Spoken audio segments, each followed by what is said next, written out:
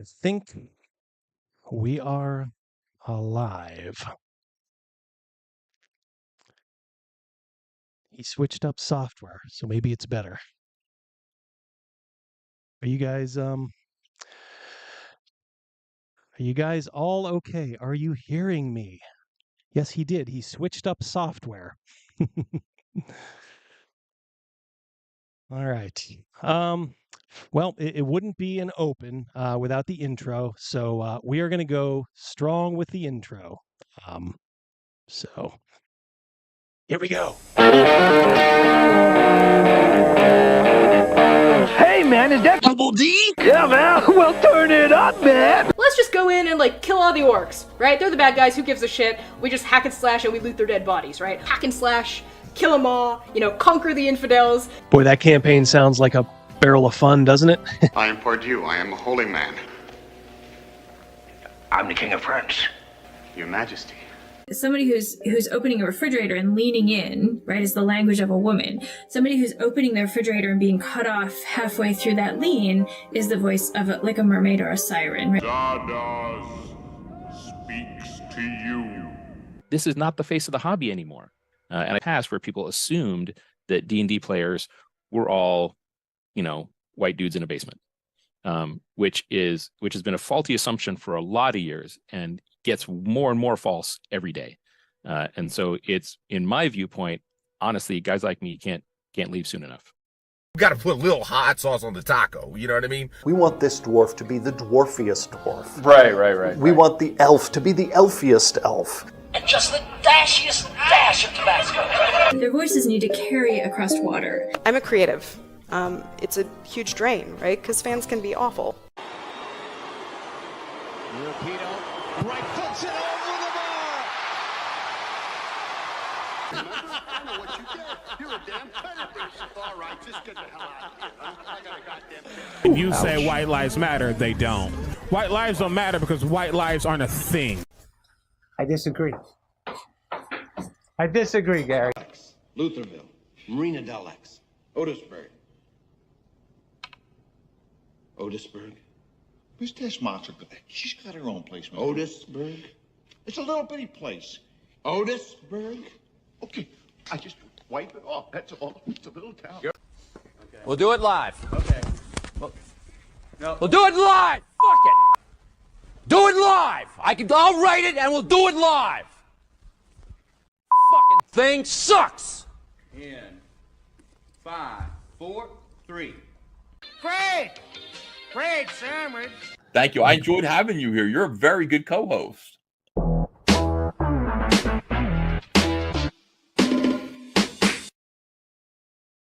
How is everybody doing? Are we coming through loud and clear? We are having our first official show on OBS.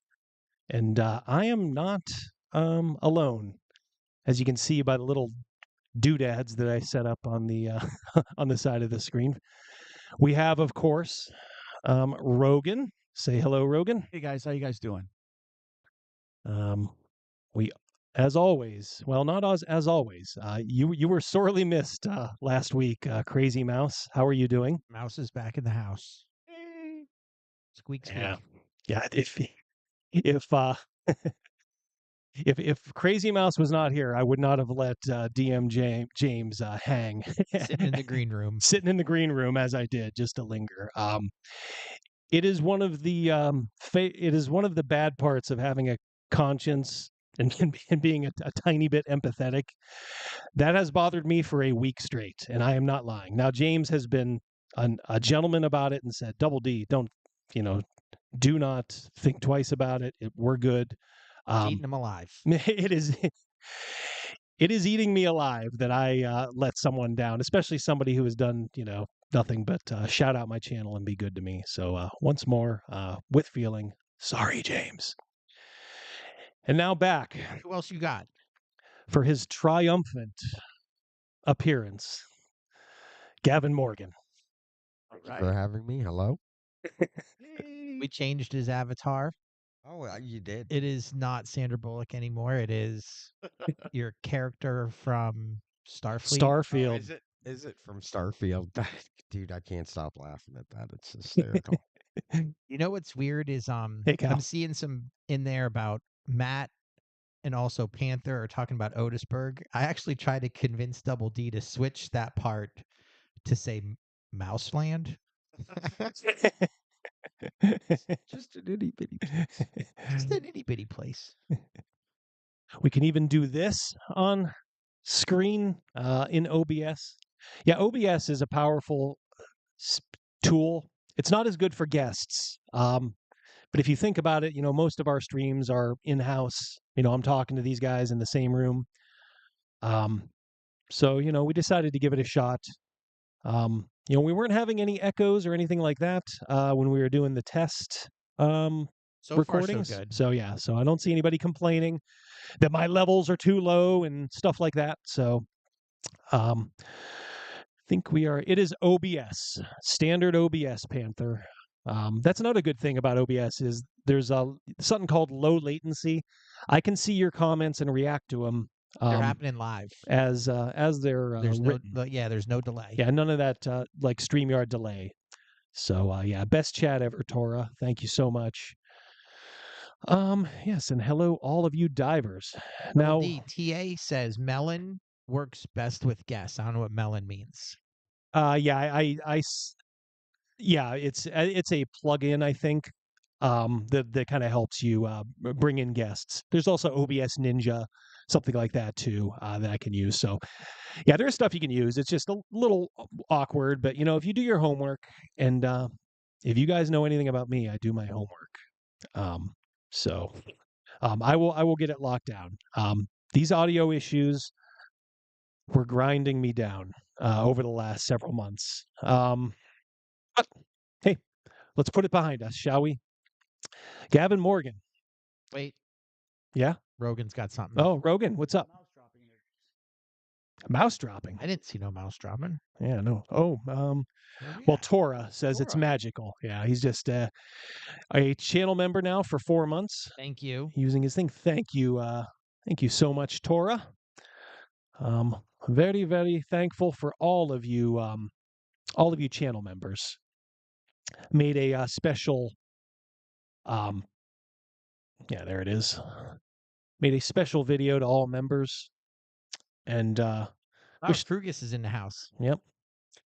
That name is so metal. It is. So Gavin. Yes, sir. How's Starfield been?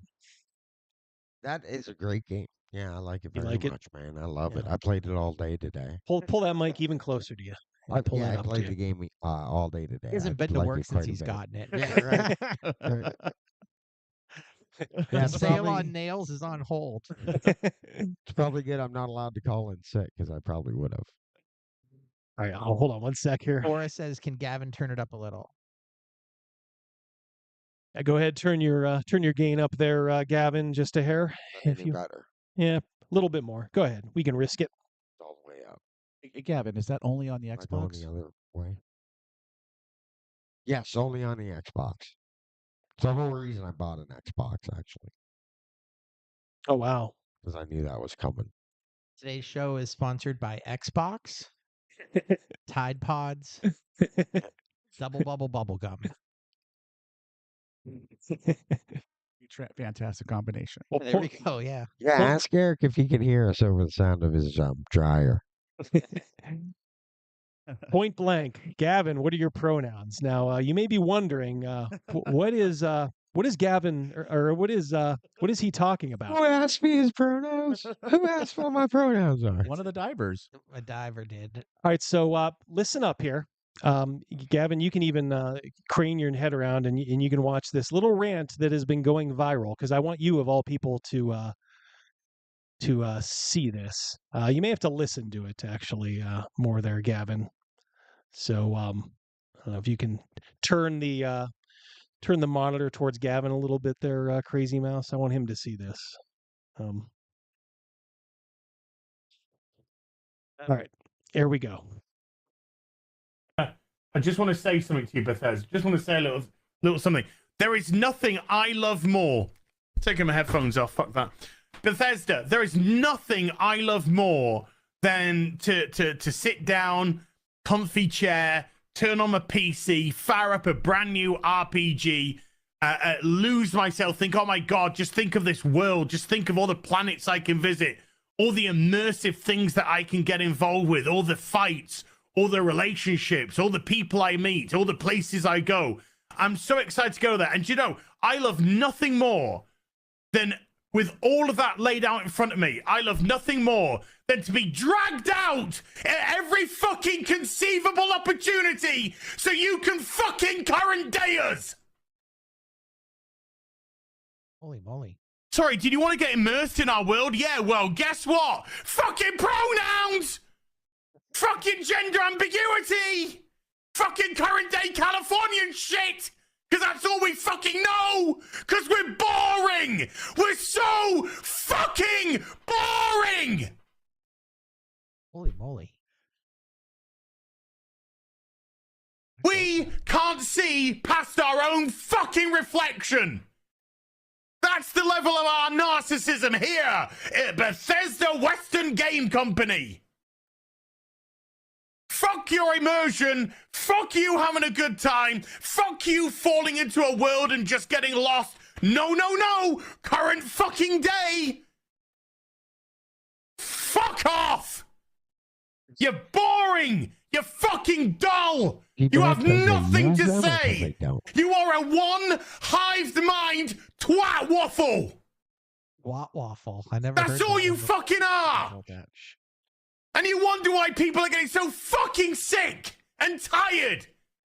You take everything we love, all our immersions, all our fantasies, all our escapism, and you just can't help shovel your dog shit, fucking crap ideology into everything, every single solitary fucking thing.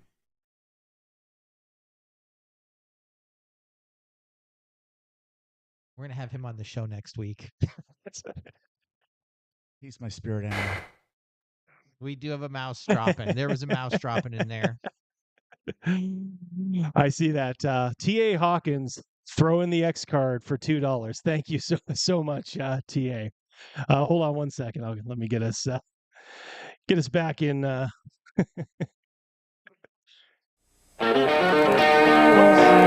Starting again. Start the show again. No. Take two. Yeah, so that was the legendary Az.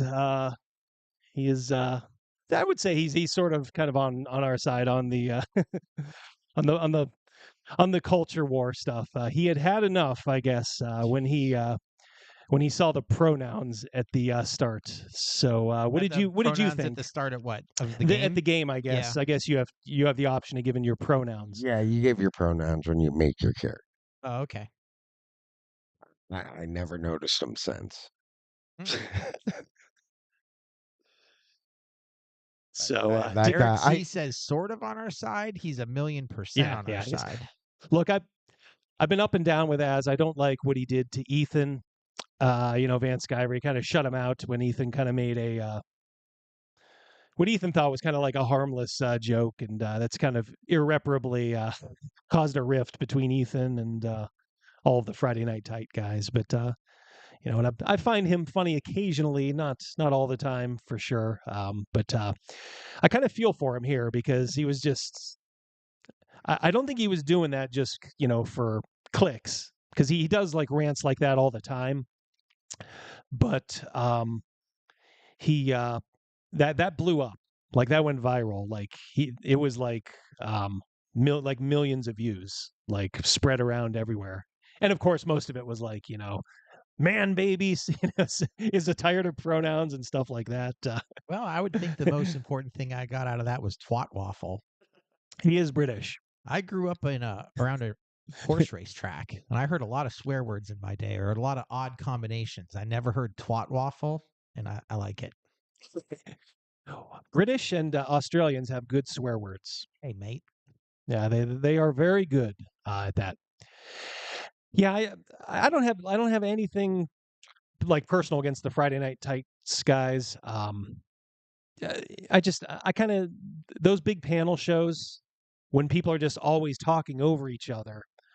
It gets like uncomfortable for me. Is that the kind where like I think I've seen them on your big screen TV where it's like the Brady Bunch thing. They got like Yes. 9 people at a time. Yeah, that's what I call them.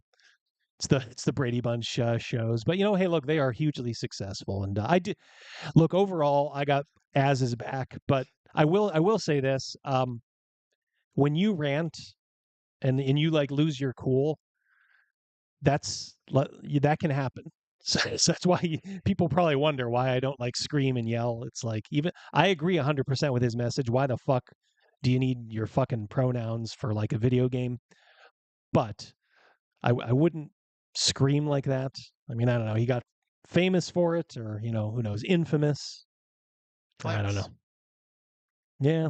Well, our guest from last week, his rants were hilarious. Max Lau, yeah, Yes. There are some people that rant good. Max rants very good. Yes, he does. Max is a good dude. Good dude. Yeah, I was proud to publicly, openly, and wholeheartedly support Max, his freedom of speech, his freedom to run his channel, any way he wishes. Eric C thinks he didn't lose his cool. It was just him playing the character. Yeah, it is. And like I said, I will always have his back over, the people that, quite frankly, want to get my channel struck and destroyed and gone. So yeah, but I saw some guys were upset with you. Is his name Condor? And I know you hit on him last week and stuff. Well, I saw one of his videos. I don't think that he kind of called you and us bullies, which I respectfully disagree with. I think all you did was you called out Ginny D for that she's not the same person on Twitter as she is in a video, and you gave some examples. Yeah. And then also in this video that I saw from, if I'm pronouncing it right, it's Condor. It is. But he also said something about like that we make fun of Scott Garibay. Yes. Which I also want to be crystal clear. We jokingly tease him, but if you actually listen to when we EFAP his stuff, we actually agree with a lot of his points. We just make fun of how long it takes for him to get there. And one of the one I'm particularly thinking of was the one where when guys split up from a group, they just freaking split up, where girls, it's more emotional or whatever. We agree with him. Yeah. We just poke fun at him driving by the same buildings on a fucking DoorDash and also taking a long time to get to his point. Right. So Condor, we're not making fun of people. So I guess first of all, don't try not to explain to him. He's not as Eric July would say, he's not like an honest broker. Yeah. He's kind of like a clout chaser, like a mini clout chaser. I mean, think of how pathetic that is. He has to make like a bunch of videos about me and how mean we are. I saw that you put something up from Johnny Omaha, which you can get to in a second, but I want to thank Will T. No, we're not bullies. We share our opinions. We don't bully anybody. We don't harass anybody. Johnny, our game is on hiatus right now. I'm taking a little break. Good, Gavin. What was that? I said, speak for yourself. Yeah, no, we are not bullies. We there's a mouse dropping. Yep. Throw that up if you want. Double D was saying that we are on hiatus for Castles and Crusades. Thank you. Rolling free $5 super chat. Allah. Dude was me after reading the article of the autistic creator, Wizards of the Coast hired. Bish be all coming out autistic like it's a sexual identity. Thank you, $5 super chat. Rolling free. Thank you very much. Another step closer to the inner circle. And of course, our fearless moderator, Cal. How are you doing, sir? Thank you so much, as always, for always, like Doc Holliday. Thanks for always being here, Doc. Thanks for always being here, Cal. Condor DM, I've watched a handful of his videos just to get an understanding of vibe. Aside from the ones that he was throwing shade at us, hey, he posts a lot of videos. He's got some passion for RPGing, and that's great. This is where I'm going to be a shitty human being. I have a hard time really keeping him serious when there's a box of Q-tips behind him just staring at me, and there's smoke from his cigarettes all over the place, like his own personal smoke machine. Hey, I got no hate for smokers, but I don't know. He did one cool thing. He, oddly enough, came out in favor of Max Liao when Max was under assault. Me and Max were kind of under assault from Indestructo Boy. He didn't come out in favor of me. But then again, Indestructo Boy blatantly threatened Max's channel. But he did a spirited defense, Condor DM did, of Max. And in the middle of his rant, where he basically said, Indestructo Boy, you're a shithead, he paused, took out a heater, torched it up, took a drag on it, and then put it in the ashtray. It was kind of legendary. So he's kind of a putz, but that was really good. Look at this. Welcome to the family, Panther, now a channel member. Good Lord. That's awesome. Thank you so much, buddy. Panther math. Yeah. Yep. He's a Justiciar. Yep. He's one of my sworn defenders. Is familiar. Yes. Yeah. He's been around Gavin, you got to speak up and speak right into the microphone. He's been around for a long time. He has been, yes. He's one of the ones that's been here since the start. That name is familiar. He's a pillar of the channel. He knows how to count. That's what I like. We do use Panther math. We use Panther math a lot, so I admire that. Grandpa GM, yeah, not a fan of Condor, neither am I. Well, I mean, the guy made 5 videos about me, but I was like, welcome to the inner circle. But there, there's another dude too, and we can kind of EFAP something because there's another one, and this kind of came on my radar. I was in DM James's Discord server. There's a guy who kind of gets away with a lot. He's on the periphery. And one sec.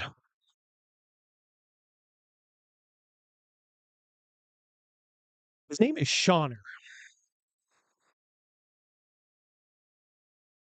And he does a lot of now I know you guys probably don't know who he is, but I know a lot of the chat does. Well, he did like an EFAP of a guy named Abraham. The Bible? Yes. I'm trying to clear that double D. Yeah. Go ahead. There you go. Me and Double D are sharing a mouse. We are, yeah. Oddly enough. All right. Against my better judgment, we're going to watch a little bit of a Shauner, and I'll tell you kind of what I think of Shauner's videos.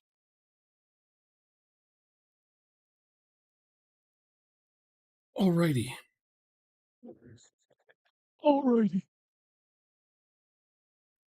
I got the doors open, the windows open. Hopefully you won't hear the extreme traffic noise outside and the screaming and the yelling. Turn that monitor a little bit so he can see that so he can see the guy we're talking about. So this is Shauner. Yeah, webcam inception. Which one is he? He up top corner. This is what he does. He's in the right corner or left corner on the top? He's the one on the top. There's 2 on top, Double D. Right corner. Okay. Right corner, yeah. Well, these are his videos. Okay. Okay, this is what happens when you just shit out videos and just we're not going to of course watch a lot of this, but just listen to this guy. There's almost like a little mini cult that springs up around him, and I don't understand it. I mean, his videos don't get any views, but people think he's like this god of like live play dissection. We'll watch a little bit more. And the helicopters. I'm going to see how well this NVIDIA noise filter works. Did I say this is Sean? What's going on yet? You did. Abe's been talking about role playing a lot. And he has decided you can role play in any game system. Any game system. I want to say he owns all the role playing games. He does reviews on. He does. Well, it's a wonder his videos only get like 50 Put me to views. sleep. Scott, do you remember in the movie Car Wash when they put the adult contemporary music on and everybody started moving slower? Yeah, yes. That's how I just felt right there. This guy is insomnia. That is low energy. Oh my god. The thing is, Rogan's got something. Go ahead, Rogan. I was gonna say, do you guys remember Whip Radio? FM I do station? not. FM station you catch every now and then in Erie. He's from out of ways. Just this old guy. He's all by himself. Oh yes. My dad listened to him. Yes. He would play a little something, and it'd be like 2.5 minutes of silence, and he'd start talking like the Shawner guy about stuff. And then it would stop for like 5 minutes of silence, and then he'd say, "Yep," and then play something else. Yeah, And my for dad called him the old man. Yes, for years and years and years. Yeah. This is the dude right here. Ah. Sounds exactly like him. Whip Radio. That might be why he's so popular, is that ASMR voice of his. Man. Yeah. Well, let me be clear. He's not very popular. It seems like I've kind of landed in the corner of the RPG YouTube sphere where everybody talks about him. Everybody says like, "Oh, did you see who Sean, tore apart this time?" And then I'll go to his video and it'll literally have 30 views over like 3 days. And I'll be like, "Wait a minute, this guy has more subs than me. I'm like, what's going on here?" So then I put it on, which we will continue. And then I'm like, "Oh, that's why." Are they reviews or are they just overview? He does overviews of pretty much all the RPGs out there. Me, I tend to focus on one or two games. That's it. That's all I can handle. Okay, listen. The first guy, the bald guy, needs some of the medicine that the second guy is on. Yeah, it's a good point. Yeah, Kind of even him out, man. Yeah, they need to like have their meds and give it to each other. Split them. Yeah. This is what heavy set gamer guys like myself listen to when our CPAP machine is on at night trying to fall asleep. Yeah. This dude has a future on that call map, man. His voice And that was a compliment. stimulates the sound of nature. I'm telling you what. I don't know if I want to get into it or not because we have a hefty show with Hawk the Slayer, but this Abraham dude, in the top left corner of the stream, he tore Shawner apart, and I mean like he tore him apart, like I mean like big time, like on his own show. Yeah. Oh, that that's Abraham cool. has a channel, and you know what? I think his criticism was justified because. All right, so when here's my channel philosophy, and I think you guys probably know it in the chat, and I'm sure you guys do too here. I want to entertain people, and and obviously, whenever you go on something like this, there's a little bit of an ego stroke too. Obviously, hey, I love some of the attention, okay, but I'm not here to like cast aspersions on people that are just doing like normal shit, like just normal live plays. You know what I mean? Like people on our side. But this guy Shawner, he goes after like everybody. Like I heard he did like RPG Grandma, who's like an absolute sweetheart. I heard he like EFAP'd one of her like live plays. And this Abraham was just tearing Shawner apart. And he said this MFer does not have any live plays out there. Now as we all know, we do live play EFAP, right? Yep. Who do we do it against? That big company or whatever. We do it D&D. We do it Connie Chang. All these tourists who are there for performative art. It's not even like playing; it's just tourism. Minor celebrities. Yeah, and minor celebrities. I'm not gonna I'm not going to pick necessarily on like someone who's just putting a live play out there. And by the way, I'm justified in doing that because I got 24 hours of live play out there or more. Go ahead. The thing about me is I've never claimed I'm the best DM ever. I've always wanted to say I want to do a live play because I want you guys to see, because we seem to have lost track of it, what it's like to just play around a table. It's being lost. It's like a lost art. Yes, it is. I've called you the best DM. Well, you are too kind. I have declared because that. I am not. But I have declared yes. that. Pirate Cat says you're the best DM. I have declared. Yes, he does. But it just something rubs me the wrong way that this guy is, and this Abraham does a great job. And maybe I'll EFAP it some other time. But he just says like, yeah, I've asked this Shauner to do a live play several times, and he just keeps making I can't excuses because he doesn't want people to see what a shitty GM or player he is. But he'll go out of his way to critique people who are just playing like normal stuff, like people like on our side. So that's why I kind of wanted to like give you guys a little exposure to Shauner because he may be future fodder for the channel. I avoid the D20 like the plague for reasons. Shut up, you fucking for reasons. How old are you? Jack Palance. Yeah. Abe doesn't seem to care. I avoid the die 20 for a reason. I can't count to 20. I stumble at 10. Yeah. Yeah, I mean, that's just it. I mean, he...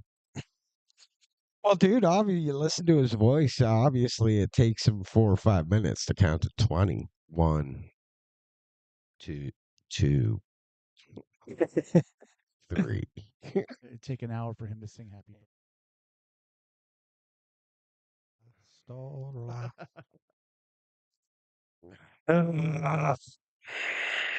That's the other thing. Could you imagine him on live play? Come on, dude. Come on.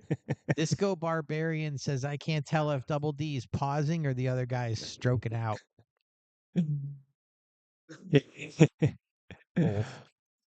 Oh, yeah. Well, it's hard for those thoughts to get from neuron to neuron when your head is so full of bullshit, man. I'm grateful for this Double D.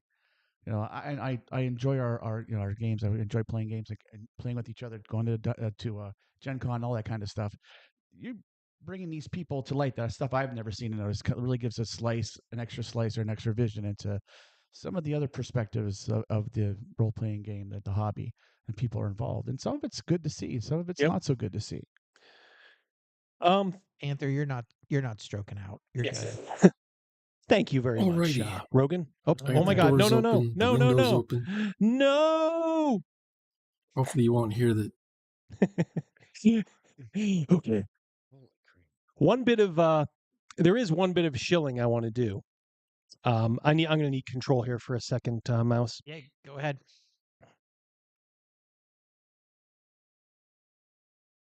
There are a couple of YouTubers that I have I'm going to say kind of bonded with a little bit. One of them is DM James, hence my source of shame for last week.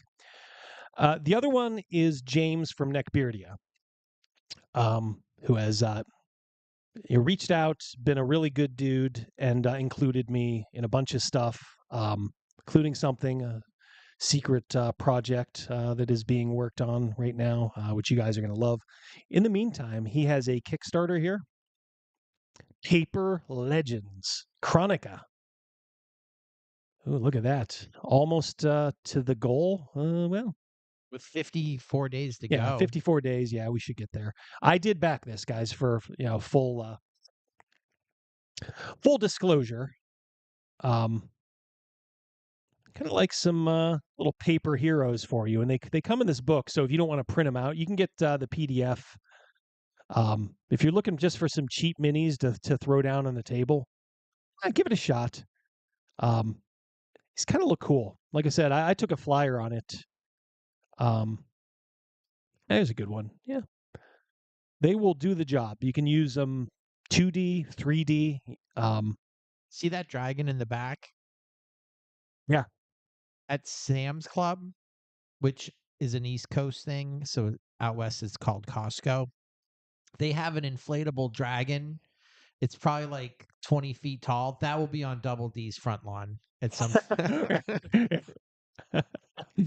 Yeah, I work at one of those big stores, and I love it when the Halloween decorations come out because we have 10-foot ones, 12-foot ones, and 20-foot ones. Oh yeah. So you stand next to them, and you're like, "This is a hill giant right here. This right here is a Double storm D. giant. This right here is a frost giant. This is what it would be like fighting these things. Like, and you're coming up to the 20-foot guys. You're barely coming up anywhere near his hip. Yeah, for Put sure. a link on that. Torres asking. Yeah. One second here. Or I we'll will. we'll get our AV. I will. I will club on do that. that. I will do that right this very moment. Thank you so much. Yeah, guys. I have, like I said, James has been so cool to me. Like I said, he's included me in like a bunch of shit. We talk off to the side too. There you go. There you go. You should click on that. It should work. Yep. Obviously, subscribe to their channel too, James and Megan. They're great. There's something out there. Yeah, Yep. absolutely. Yep. Like and subscribe. You know, it's not too much too. I think it's like $20, 20 pounds, whatever. I know they're from Northern Ireland. He's got that thick brogue. So anyway, yeah. Potatoes currency over there. I think so. Yeah, I think so. a pint of Guinness and 2 taters. Yeah. So check that out. Yeah. Good job. Thank you guys. All right. Let's get to the meat of the show. Let me transition here over to the movie screen. Double D gave us freaking homework this week. The ancient power must never fall into the hands of the devil's agents. Yeah. There we go. A little taste there. Yeah, you guys had some homework. Well, Hawk the Slayer. Now this was so if going back a little bit, let me set it up here. Yeah, I'm getting high text early. Oh, I was going to the one before that, Double D. Sweet potatoes are worth double. Oh yeah. There you go. So we did RPG Cinema, a couple of episodes with me, Gavin, and Crazymouse, where we looked at Sword and the Sorcerer. We looked at Deathstalker. Which was the one with Barbie Benton? Deathstalker. Deathstalker, okay. And lots of boobs. Nothing wrong with that. And I remember Gavin said, you know, we were doing, I think, Sword and the Sorcerer. He's like, you know what movie I really liked from back then was Hawk the Slayer, you know, the original D&D movie. And I said, well, we'll get around to it. For the amount of views I was getting for those, I was putting in like way too much effort. But I did think like, well, we could just kind of throw it into a live stream and kind of see how it goes. So that's our attempt here. So this is like the unofficial third RPG Cinema. Only this time we're including Rogan, and we are including you guys too. More importantly, give us your feedback. All right, so Surly loves our movie reviews. That is good to hear. Yeah. There's Siskel and Ebert, whoever those knuckleheads are, and then there's us. Well, Gavin and I grew up watching and loving Siskel and Ebert, and we would always talk about, you know, oh, what did they say about that? And it was always, you know, kind of in my back of my mind, like, man, I wonder if what if Gavin and I could ever do that someday? You know. Which we found out we could, and we could do it pretty well. It's just nobody would watch it. Well, it's Well, the thing is with those, if you're doing long form content of any kind, you're asking people to give up an hour of their time. It's a long deep time. ask. Yeah, sure. Yeah, And it's a long time. And to be fair, we're doing it on a budget here. Like, look, if you're the RP or Red Letter Media guys, they got things locked down. They do things really good. And they have developed their personalities and all that. That's fine. But we that's why like I said, I just wanted to include this maybe in just some regular long form content, and we will see. So Hawk the Slayer, 1980. So if you're wondering, this predated Conan. Oh, wow. When was Conan? 81. Okay. A lot of people give this credit for kicking off the sword and sorcery boom in the early to mid 80s. Now, I'm not sure of that. You wonder how long like something like Conan was in development for. But it certainly was right up at the front of the pack. So it's a little rough around the edges. All right, so I spent all last night cutting up about 20 clips of this movie. So we will just kind of watch some clips and then discuss if that's okay. Gavin, here you go. Yep.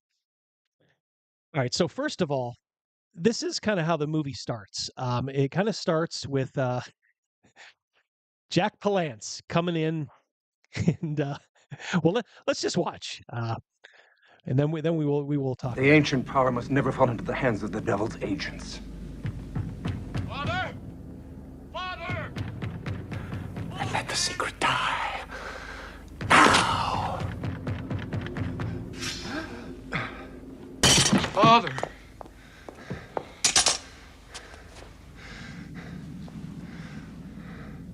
Believe it. The prophecy's fulfilled, my son. The evil I've spawned will now pollute the land.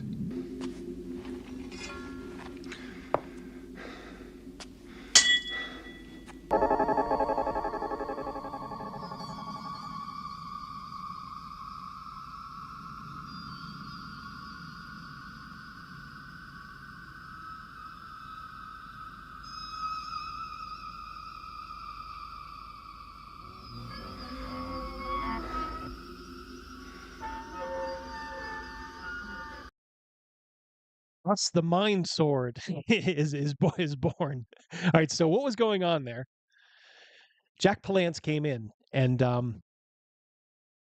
that he is that white-haired guy's son, which I found extremely hard to believe and confused and funny. Yeah. Tell us how the age difference there, Crazymouse. 3 years. He had him really young. Maybe it's one of those Futurama things. Did like Jack Palance go back in time and did Jack Palance go back in time and become his own dad somehow? Like he's the same age as his dad, miraculously. So Mouse, what do you mean by 3 years? Oh, I got to hear this. The dad is 3 years older than the actor. That's the dad is 3 years older than Jack Palance. That's hilarious. Yeah, and I mean, not only that. I'm not alone in not buying that one either. I'm trying to move the mouse down there. I'm on the struggle bus with this mouse. Uh-oh. There we go. I'm not the only one that struggled with that. Yeah. And then more unbelievably, the guy who came in, we end up knowing is Hawk, John Terry. He's brothers with Jack Palance. And there's a 30-year difference between those two. 30 years. Woo. Yeah. No, I'm not, I know hey, when that happens. I used to run around with a girl, Cassandra, and she was a fan favorite. I liked her a lot. She was the baby of the bunch, and her brothers and sisters, her oldest was 30 years older than her. So it's odd. Yeah, but it can it's happen. Not, it's not out of the realm of possible. The 3 year between your dad and you is that one's not happening. Yeah. That's yeah. Difficult to buy. Yeah. Well, they were definitely casting for names and not for any sort of accuracy. Yeah. What is the difference between this movie and Ripley's Believe It or Not? When was that? Around the same time. All right, there we go. I guess Jack Palance got $100,000 for this movie. He wanted to come to England, and so he's like, "Yeah, I'll do it." you go. Yeah. Jeremy, Yeah, 30. it can happen. You just probably can't have a father who's 3 Yeah. 3 years older than you. That one ain't working. That's probably not going to happen. But Vinny says money well spent on Jack Palance. oh yeah. Oh my God, yeah. For sure. Let me tell you something. He hams this up as Voltan. So he is, of course, the villain in the movie. It was kind of loosely based on actually Darth Vader. Yeah, that makes sense. Yeah, Yeah. they're kind of cashing in on that. And also the helmet was similar. Cape and helmet, yeah. And Yeah. also scarring to the face. Oh yeah, yeah. So there, I read about that. Ripley's Believe It or Not with Jack Palance aired between 82 and 86. So right after, so this boosted his Yes. Ripley's Believe It or Not career. I don't think that it guy boosted. was nothing until this movie. It didn't boost anybody's career. Yeah, this is, at the time. Yeah, it was. But he was perfect for Ripley Believe It or Not. And for this movie. Yeah, Overkill Joe. Didn't we all create a sword just like that? Well, it was between that or the sword and the sorcerer's sword, the one that you could like shoot at people. Well, hey, well, look at it. That Hawk became the class arcane knight. It's got the same abilities, does the same thing. Yeah, it's true. Yeah, You it's a think good of the point. sword in your hand, it comes into your hand. It's all ripped right from Which Hawk was- the Slayer. Which was from Oh, Star Wars for look at lightsaber. that. Then you got Hawk wearing hand soles. Yeah, good catch. Yep. Yeah. Good catch. Absolutely. Yeah. So Jack Palance, we all know, just from is like Batman, City Slickers. You know, just a ton of stuff. Tell you what, Shane. Yeah. Oh yeah. I think that's why the producers wanted Young Guns. Oh yeah. Oh yeah. my God, Yeah. yeah. So I think the producers were actually fans of Shane, and that's why they wanted to bring him in. So Jack was a sizable part of the budget, I think. He was all of it. Everyone else is working for free, and there are no craft services either. Bring your own lunch today. But I guess he said that Jack, even though he would challenge the producers at times, the director, who was Terry Marcel, I think is the director. He would kind of challenge him and be like, "What's my motivation for having 2 kids and stuff like that?" And they'd be like, he'd like put him on the spot. But he said, other than that, he didn't put on airs. He was in the same trailer as the other actors. Didn't act like a big He shot. got injured on set. Oh, really? Yeah, but I'll wait. Yeah, maybe okay. till the end or Yeah. whatever. Well, let's go on. All right, so that's how it starts. All right, so Dad dies. The two brothers are at odds. Obviously, they're going to be the hero and villain of the movie. Wait, Double D, before you. Here we go. My dad gave oh, me wow. Shane for a middle name after the movie. Oh, cool, Ryan. That is really cool. Yep, That is yeah, cool. great Matt, movie. Mouse is yours. So I'm trying to break this up into like little clips, so we don't get like when we did. Remember we did Mazes and Monsters and got booted off. Yes. But that's I think because we were streaming the whole movie, like without any We got Gavin. We were watching a movie live. Oh, I heard about it. Yeah, I know the We got story. kicked off within 5 minutes. The stream No, actually it was just 10. ended. It was 10. So yeah, the stream just ended. All right, so I'm gonna risk playing a little bit of the theme because I think the theme to this is so cool. Just the music Oh, it overall is. It is just is, yeah. really cool. It One is. of the highlights.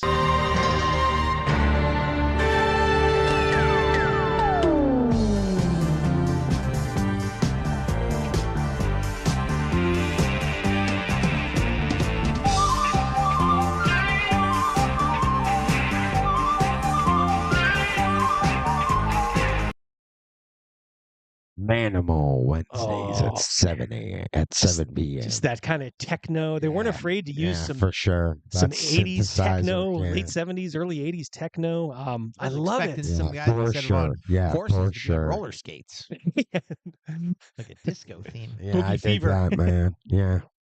Yeah, funk fantasy. So, exactly.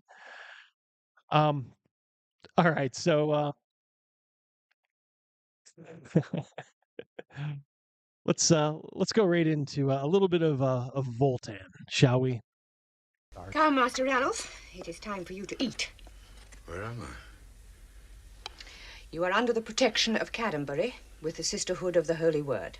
You How did reminded you me know of my name? one of the people from You were Game delirious of for a long Thrones. time. The and one you that spoke was of many things. took Some- Cersei prisoner and was feeding her and stuff. Yep. Shame. Yeah, hold off till after because Yeah. I'm not sure how good they're going to hear you going in the middle. So terrible they passed our understanding. What sort of man would kill innocents? I heard them call his name. Voltan. This is a house of God. Your weapons have no place here. I am pleased that you know of me. It'll make my task that much easier. Helmet is just like Seize her. Darth. No! Let her go.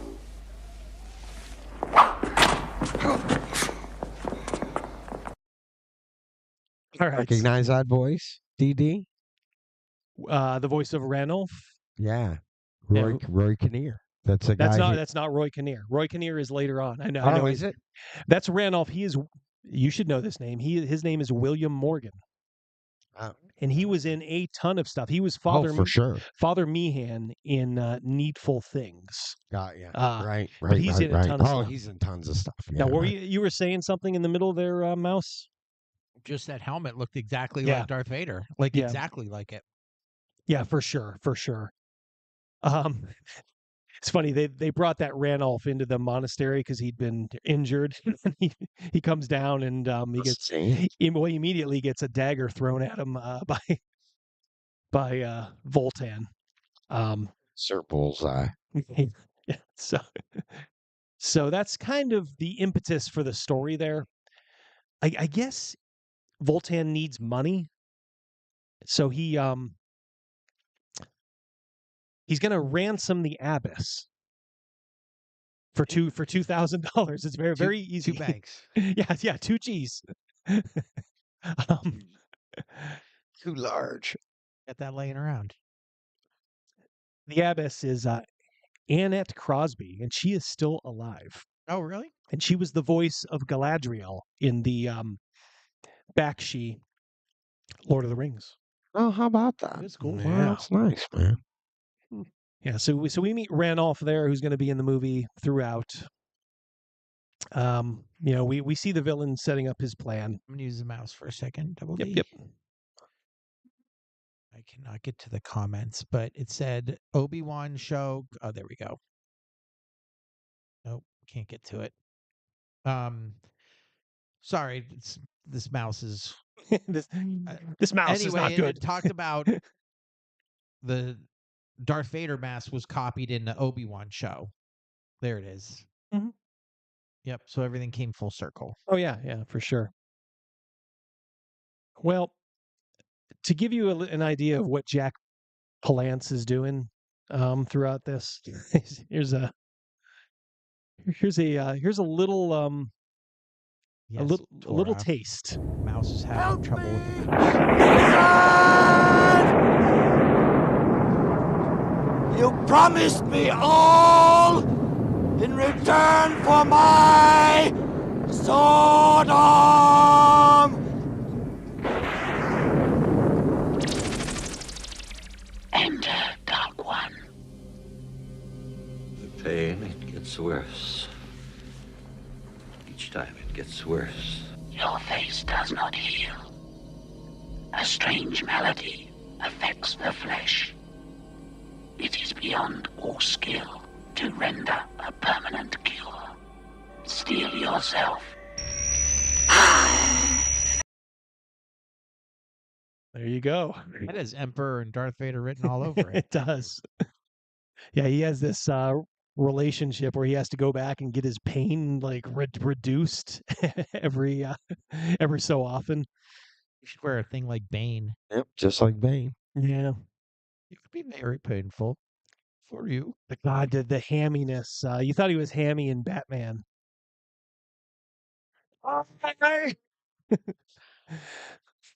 It's my sword. You are my number one guy.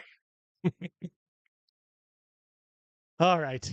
So we've established, Jack.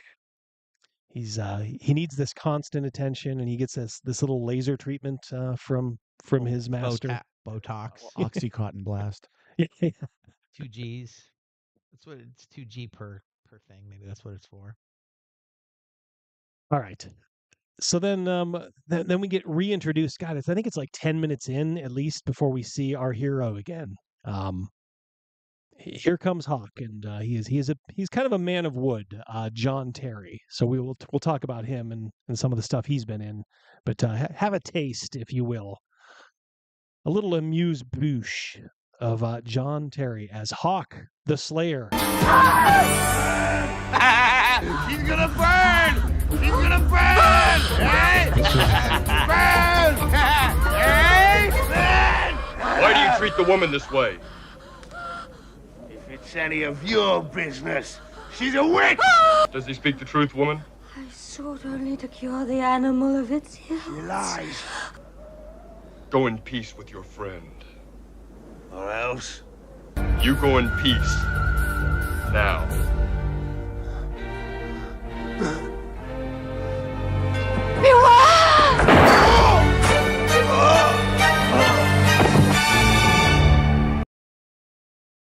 Yeah. So he's not exactly lighting up the screen. What were you going to say, Gavin? Thanks to the CBC and the Canadian Film Board for letting them film in central Canada there. All the smoke. Yeah. An impossible amount of fog in the woods. That is good old British fog, I think. Hey, it's speaking from experience. Sometimes it's hard to control that fog machine.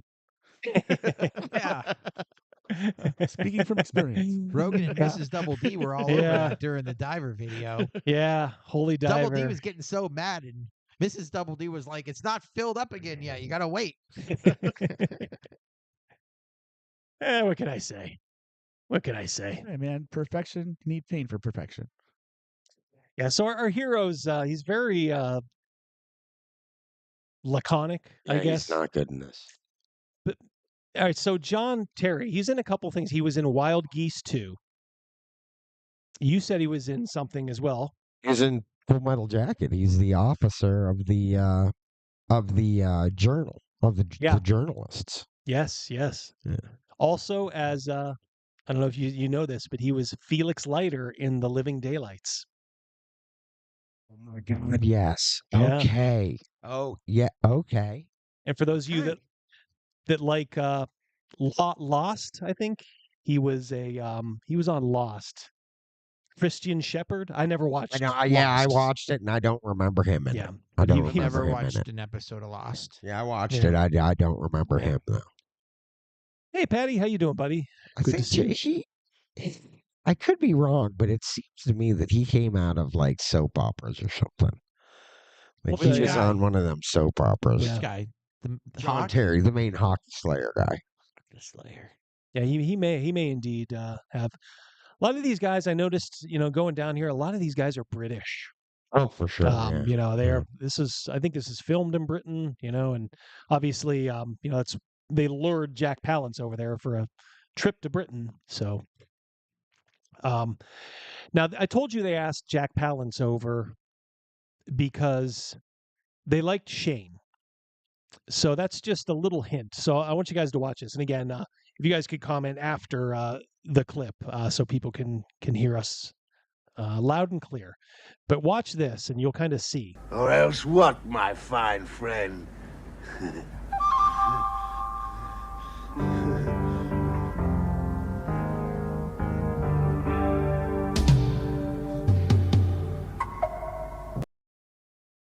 All right, so did you notice the kind of the filming there, the audio stings and all that? What does it remind you of anything? It reminds me of Clint Eastwood movie. Yeah, spaghetti western. Yes. Yeah, for sure. Yeah. The close up on the Western eyes. feel. Yeah, it has a Western feel for sure. So I was doing some research and they were like, "Oh yeah, we wanted to make a fistful of dollars, in fantasy." Now what they did was they took just some tropes from it because this movie bears no resemblance to Fistful of Dollars, but it's so weird because last week we talked about The Warrior and the Sorceress with David Carradine, which is almost a shot for shot, like recreation of A Fistful of Dollars and its source, Yojimbo from Kurosawa. It's just weird that they kind of brought up, oh, we want to make A Fistful of Dollars. They didn't really do it. They ripped off a couple of tropes, I guess, for lack of a better word, like that. The little Morricone stings. Who caught that? Magnificent Devil, yes. A+ to you. Absolutely. Yeah, that is a good eye if you're seeing Morricone in this movie, because that's quite a leap. Yeah. Do me a favor, Gavin, pass that down to please please don't shut the stream off there. Okay. see if that'll work for you there. If I need it back, I'll Yep. Do you want to try pass that one over to Yeah, I'll take that one. All right, so you see some of the influences they were going for. But I think they kind of failed in that regard because they do kind of just seem kind of cheesy and plastered on. I don't think they're necessarily add too much to it, but it is kind of interesting. I have a question. Yeah. Brett Elliott says that was the guy who was in Clockwork Orange. Which guy? The Hawk the Slayer? No. Must have been the other guy. The other guy, yeah. Okay. Oh, he is. You know what? God, he's right. Yeah, the dude. Or else what, my with fine eyes, friend? the green eyes. Yeah. Yeah, He's that guy. He's the big dumb-looking droogie. Yeah. Oh my God, you're Thank right. you. Wow, Yep, the great bandit eye, guy, dude. Brett says. Thank you, Brett. That is a great eye. Brett, Yeah, thank you. Heck yeah. Yep. Wow. By the way, Jim was just talking about OxyContin. If you notice that guy's like pupils, they are pinned, man. That dude has a painkiller problem. Yes. This is kind of like why maybe doing this live is a little bit better because the chat can be like involved. Pointing out stuff that we're missing. Yeah, it's kind of what I was hoping for. So you guys keep it coming. You guys in the chat, as always, are killing it. All right, so we had to kind of establish who the character was, but we have to now kind of get him back on story, as they say. So let's go back to Ranulph, who's off to try to find some help. Go ahead, Gavin, before we start. Before we start again, I want to point something out. Notice that the witch who was in peril was not in peril of being raped. Oh yeah, like so many other movies in the 80s. Yeah, both of the other movies we watched. All those other movies could have learned something from this one. Yes. That women just don't need to be grape fodder, shall we say? Speaking of the witch, what other movie was she famous for? In my eyes, very famous for. I don't even remember her Rocky face. Horror Picture Show. Yes, Oh, she was really? Magenta. Yep. Yes. Oh, no She was kidding. Magenta. One of my Yeah. favorite movies. We got a dropping from Mercurius, our old friend. Yes. Hello, chaps. Just popping in on my break. Great to see you, Mercurius. As always, I know you'll watch in the rerun. The James Gang just popped James up. Gang. James, in case you wanted to see it, I apologized again. Oh yeah. Still, yes. James is a defender. James is, he's been my defender, and I'm gonna try to at least watch and maybe even come on your Monday stream if I'm open, James. I would love to talk science fiction. If you guys are not subscribed to DM James, the James Gang, please do me a favor and do so. Go to his channel, subscribe. Good dude. A couple weeks ago, he gave just the nicest shout out to the diver video, and just talked about how much fun he thinks that we're having on the show. So thank you very much. Yeah. I really like that. James, it great is compliment. appreciated. It is most appreciated. Good dude. Yep. All right, so we'll get back on track here now. So we're trying to link up what happened at the Abbey. Taking the abbess hostage. Voltan takes her hostage. But then we gotta set the scene. So here we go. One second, Tora. What do you want us to link? James's. Oh, James' channel. Yeah. I think Cal can probably do that for us. Cal, can you just real quick throw the link throw up? the link for James's channel in the chat? Thank you, Tora. Yep. Cool. All right, here we To go. be paid is 2,000 gold pieces, or she will be killed. If we pay the ransom for just one of our people, then all of us are at risk. It would be one more victory for the powers of darkness if she were no longer among us. Now, if you should find him, Guy doesn't want to pay 2G. give him this. He'll know that his help is needed. By what name is this warrior called? He is called Hawk. A one-handed man seeks you. He carries a token. But I also see a man who wears the mask of death. Beware of this man. He is filled with hate. Where do I find this one-handed man? Go south quickly, for he rides into danger. Ranulf is his name. You will need me again, for the final battle has yet to be fought. All right, so a lot to unpack there. All right. This sorceress that he rescued from the burning, she is essentially the dungeon master of this movie. She hands out like the quests and will pop in and just tell him like what's going on. We will see later. She will facilitate him getting some help. Yeah, he knows now that Ranulf, the one-armed man, who we first met back at the Abbey, is searching for him. So he goes to search. The sorceress, I thought, was a bit of a crutch as far as the writing. She's a good character. I like the fact that she had the cloth over her eyes. Didn't have any eyes, that you could see, and always just kind of, just use that. And she takes a more active role later on. Thoughts? It's definitely a movie that has, the main character excluded. It seems like the actors and acting is a lot better than the directing and the writing. Yeah, I would say that. I would say that's fair. They kind of, in some ways, they do kind of rise above the material. Oh, for sure. Yeah, with that. Now, we're not talking about the main character here. We're talking about basically everybody else. Absolutely. But yeah, I think everybody else gives a pretty good performance. Oh, terrific. And her performance is good too. These guys are really professional, man. Yeah, and as Rogan pointed out, that's Patricia Quinn as the sorceress. And she was Magenta in the Rocky Horror Picture Show. And she was also, and I can't remember who this is, Mrs. Williams from Monty Python's The Meaning of Life. I don't know if she was like in the... Oh, she's in the Sam and Moose scene. Oh, right? that's her. Right? Okay. Is that it? That's gotta be I think so. That's gotta be it. Yeah, the salmon moose. Yeah, it's gotta be. Thank you, Cal, for throwing that up there for James. Yeah. Cal, clutch, as always. I go to some of these channels and they have like 10 different moderators, and I'm like, each time I think about making another one, I'm like, why? We don't have any trouble, and Cal's got it locked down. But Cal, listen, you have to let me know.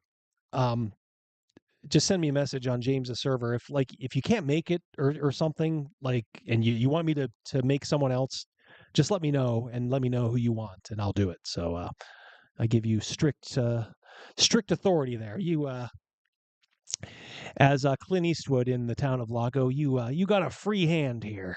Meat just subbed to James, so thank you, Meat. Oh yes, yeah. You want James?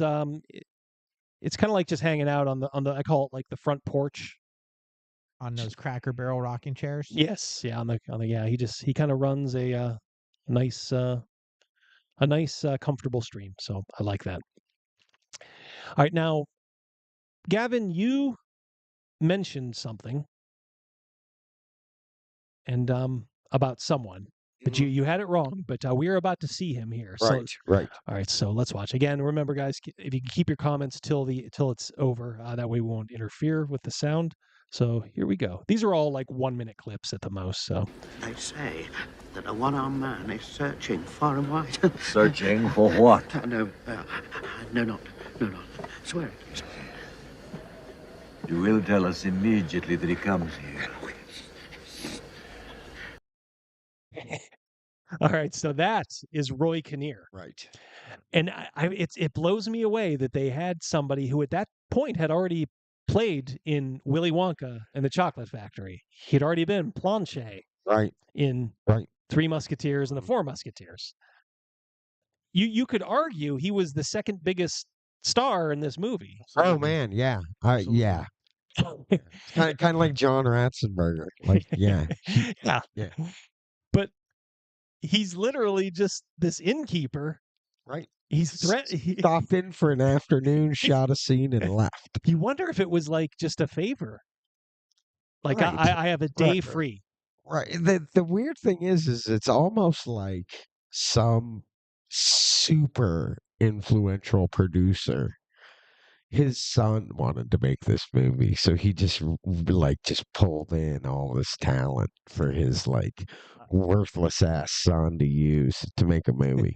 I tell you what, I've seen him in an awful lot of stuff. We all have, and he's an actor, character actor who has put 1,000% in everything he does. He always puts in a solid. He owns the role. He does a solid job in whatever he does. Honestly, Yep. Now Roy Kinnear, how you doing, Hungar? Brother of DM James, friend of the show. Thank you so much for popping by. We are just looking at Hawk the Slayer. We're just kind of getting going here. Just kind of dissecting it scene by scene. To go back to the Star Wars motif, I felt like that was Darth talking to Princess Leia, like the way he towered just over him, and pointed his hand. It just gave me that feeling. Yeah. They were all about aping tropes in this. They aped some Western tropes, and then they certainly aped some Star Wars imagery, shall we say? Yeah. So I know the scene you're talking about. When he's putting his fingers in the chest of Princess Leia in the original. Vinny Double D says, "Wasn't he the guy chasing Kermit in the Muppet movie?" Maybe that one. It's been a while since I've seen that. Yeah, was he in the Muppet movie? I could have been. I don't. Yeah. Same time frame. Our crack research staff, I can see, is already on that. So Roy Kinnear, just to finish up on him, he was also in some Hammer movies. I believe he was in, was it Taste the Blood of Dracula? Another good one. He was in, like I said, the Three and the Four Musketeers. And then tragically in 1989, they were filming a sequel to the Four Musketeers, I guess. It would have been the third movie in the series. And Roy Kinnear died falling from his horse while filming that movie. I remember. Yes, I remember that. He always looked older, but he was only 54 years old. So he still had, probably 15, 20 more years of acting. That's too bad. That was always too bad. Yeah, for sure. Rogan's got something. He was also in Return of the Ewoks in '82. Return of the Ewoks. Yes, he's been going through here. He's been in a ton of stuff. He was a prolific actor, and he always delivered a good performance. Always a solid performer. So yeah, I thought that was odd. I'm like, oh, Roy Kinnear's in this movie. He's got to be, the plucky underling. No, he's an innkeeper. In and out. Yeah, he's cowering from Jack Palance, and that's it. Spent tea time on set. All right, so so this probably is maybe it runs a little over a minute, but this is the important part. So I think this is where Hawk thinks like, okay, we got to help get the Abyss back, and maybe what are we going to need? We're going to need help, and maybe we'll need some money. So he's first got to get the help. So here we go. Team together. Yeah, getting the team together. Classic scene in movies and probably your D&D table, back in the day. We have others to find. Comrades who have fought by my side before. We have little time left. There's one who will find them for us. Woman? Enter Lord Hawk and bring the one-handed one with you. With the help of my powers, you shall journey to where each man is. And if he is willing, he will return here with you.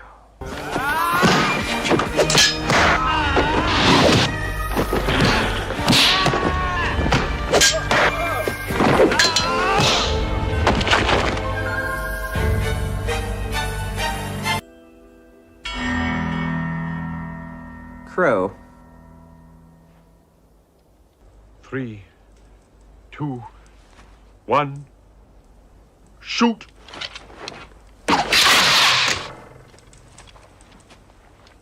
My arrow hit first. Here I am about to roast, and I sit upon enough water to put out the very fires of hell. In the Iron Hills.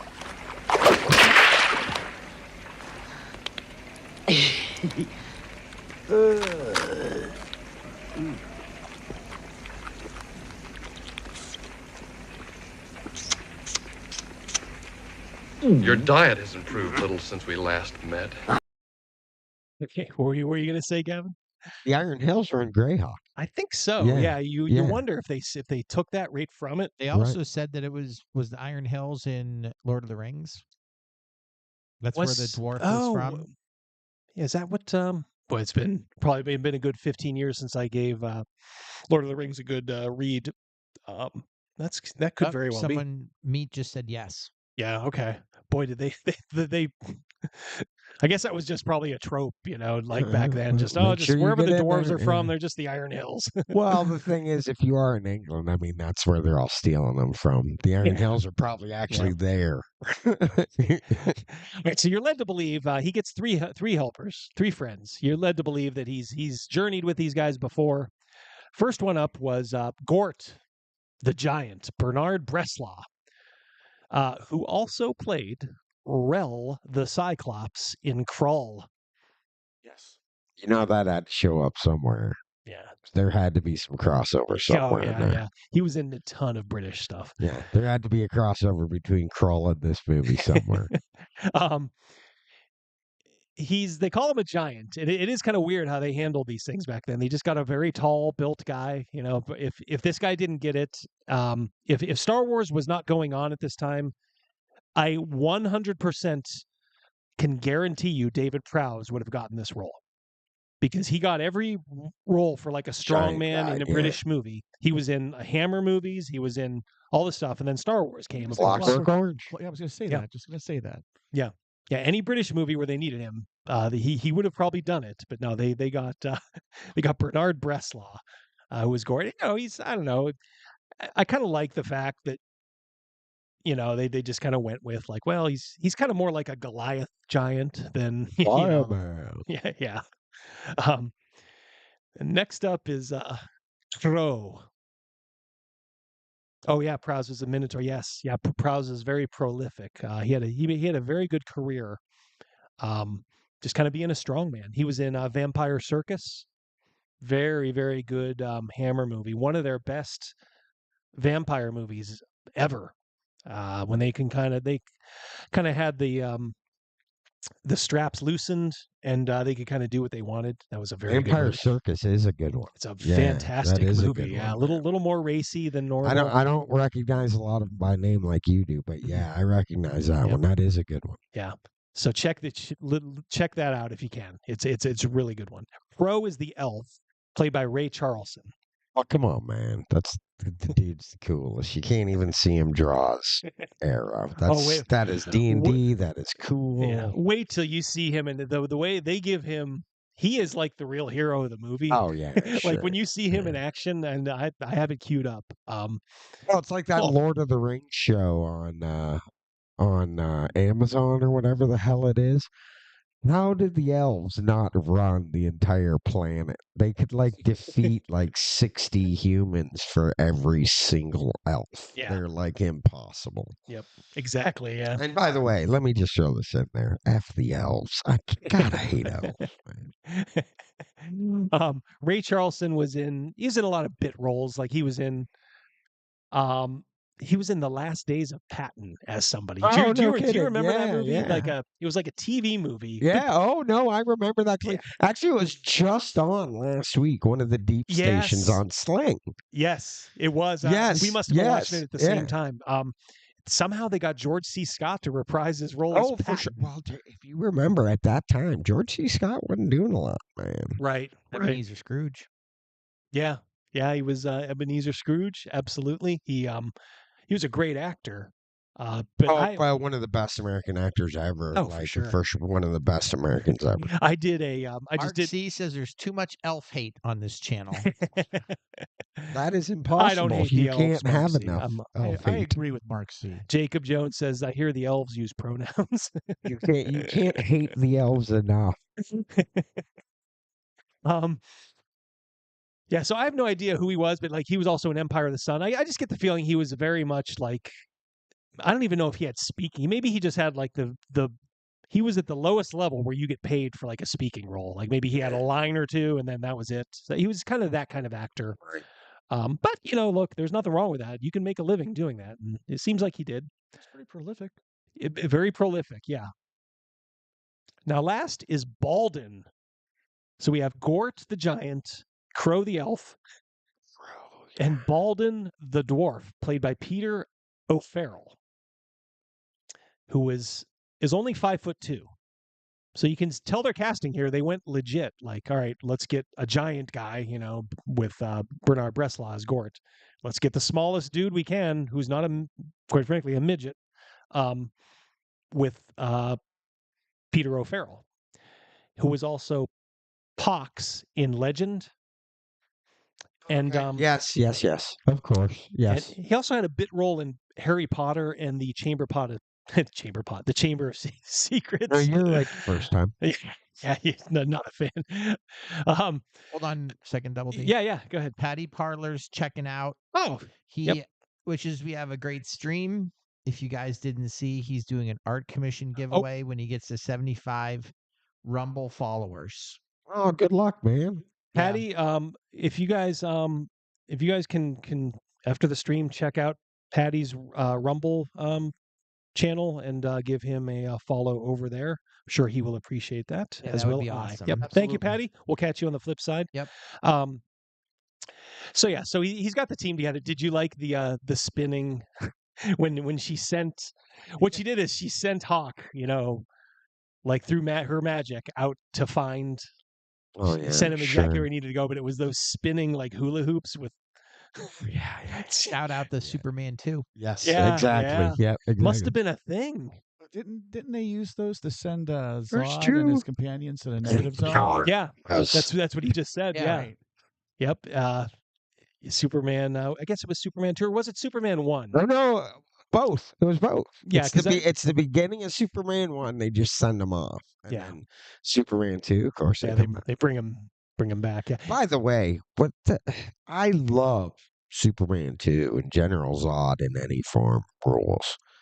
But those outfits, those black outfits in Superman 2, Jesus Christ, man. They look like a woman's blouse. They look like a woman's blouse, man. They had see-through sleeves. You could have had how in Superman 2 they had the 3 villains.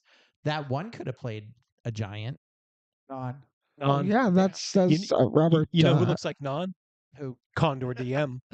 Oh, yeah? That's Richard Keel, yes, wasn't it? he does. Oh, my goodness gracious, he does. Well, Todd was talking about Richard Keel, of course. Oh, yeah. Yeah, of course he could. Yeah, that was he Richard actually Keel's was a agent. giant. Yeah, exactly. But Zod was in Young Guns. He was the teacher. Well, Richard Keel was in Happy Gilmore. Really? The tall guy. Yeah, he's the guy who had the nail in his head. Oh, okay. Of course, Jaws and James Bond. Well, yeah. Well, yeah, that goes without saying, of A course. different actor played Non in Superman 2. Oh, was it a different guy? I always thought it was Richard Kyle. No, Jack O'Halloran. Well, I thought so we can too. take that. We can take all of that back then. Yeah, Fuck take it Richard back. Keel. Yeah. You can go. All right, No, so let's. I'm just kidding. I love the guy, doing man. Hawk I the love Slayer, the guy. not Superman 2. Yeah, that's it. I was just thinking that. Talk about a digression. Pull it back. Wow. Apologies. All right, guys. Oh yeah, Ega. Yeah, meet. I'm a Misty. Yeah, Richard Keel was Ega, the caveman in the famous episode. Watch out for snakes. All right, so let's get back on course here. So he's got his group together. Now they need a plan. So I think they start to make the plan here. I'm with you. The Iron Hills are no more. If I am to die, why not amongst friends? Voltan will want his gold soon. We do not have enough riches to fill a chamber pot. True. How are we to tempt Voltan if there is no wine in the cup? A day's march from Canterbury is the River Shale. Once a month, Traders come with gold to buy slaves from the hunchback's bed. It would be fitting justice for his ill-gotten gold to be used for the ways of good. She's literally the dungeon master. Like, you remember the D&D cartoon? Oh, He yeah. would just like send him out with like stuff like that. That's literally what she's doing. Did Just she do the fairy's voice in Legend? You know, they had a child actor with an adult's voice. Was she the voice? Because, boy, it sure sounds like it. we'll have to look into that. Maybe Rogan's doing yeah, but it's on the fly research. You're not getting it all, Scott. Yeah, you're not getting it all. It's just, dude, let's just go. What are we gonna do next? Let's ask our fearless leader. I don't know. Let's go ask that witch lady. It sort of does cut the nuts off of Hawk a little bit to not have him think of some of this stuff on his own. Yeah. I like the way they did it in Excalibur better. Well, what would you do? That's easy enough. Yeah. Any thoughts, Crazymouse? On Nope, we can giving... keep it going. All right. So they're gonna go raid the slaver, the hunchback, and this is where you're gonna see the elf in action. And holy smokes, does this guy? Woof. Crow the Slayer. Yeah, Crow the Slayer. Yeah, exactly. All right, here we go. Brings the heat. All right, like I said, remember, keep the comments till after, so everybody can hear. What? Indeed. What do you say? You pause it right there Look for a at the second. fine biceps in this No. one here. Look at that. Hunchback, I literally can't. greetings. I find myself in need of 2,000 gold pieces, and have been told that that boat contains sufficient for my cause. I shall need your help to unload it. Will no one rid near this madman? Cut him down!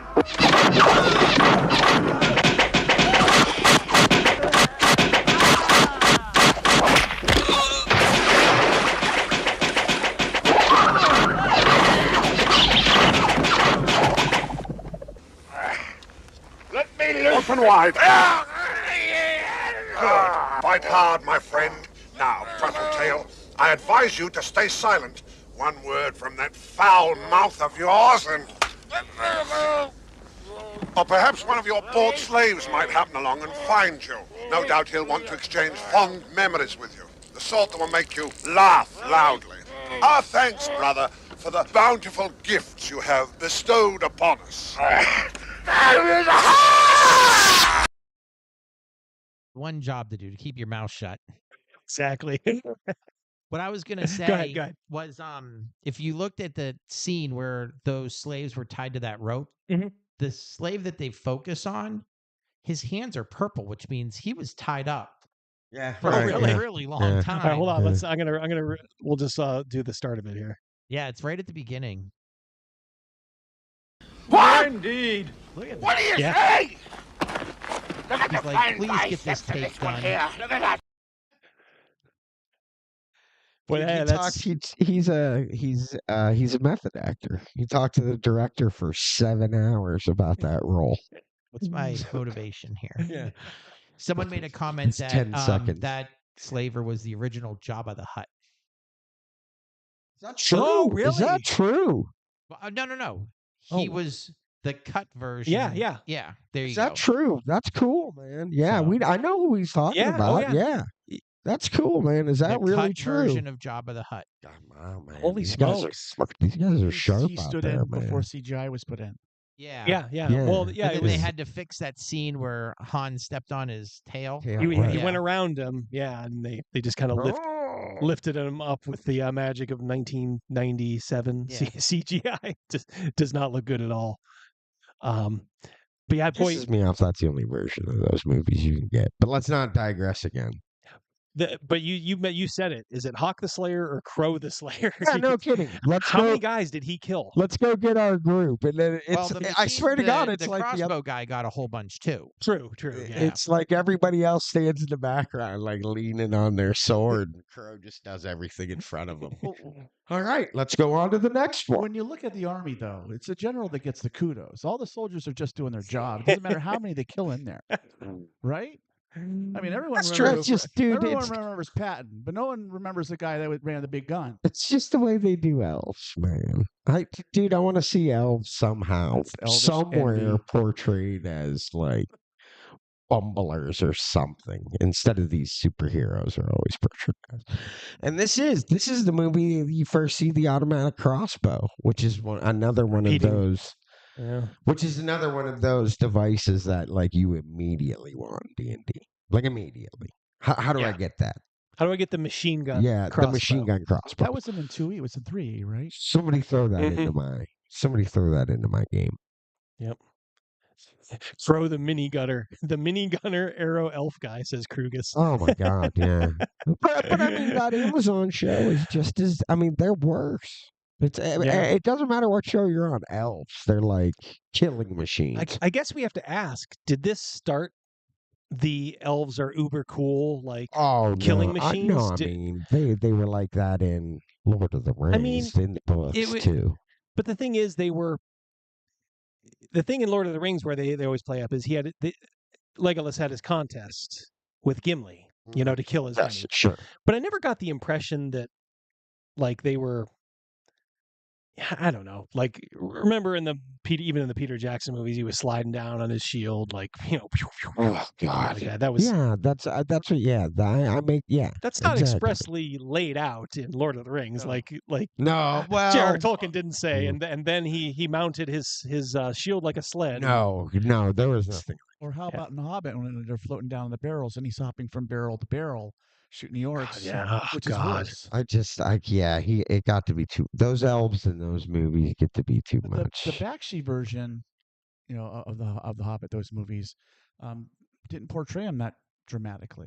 I think they did a fantastic job of leveling, all players. Yep. All right, so we get the hunchback. They get their gold. They essentially steal from a slaver, which is good. So they got the money. So then they head to the abbey because there's an abbess who's being held hostage, and Jack Palance as Voltan wants his 2K. Yeah, he wants his 2K. Yeah, all this is over too large. It's too large. I want my $2. That's not even large anymore. Dude, I can scrape that together. I mean, I'm the poorest guy around. I could scrape that together in a couple months.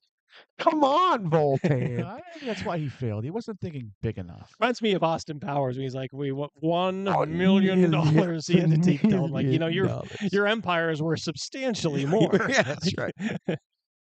Just tax the people a little more. So, all right. So here we go. Squeeze the people. Yeah. Heading now to the Abbey, our heroes. It's truly a miracle. Our Lady is saved. Not yet. Hawk still believes that once the gold is given, the Dark One will kill her. Well, what are they then? Those are the finest sugared turkles money can buy. Turkles? You long lummox. Turkles. What is it you call them? Lizard's eyeballs.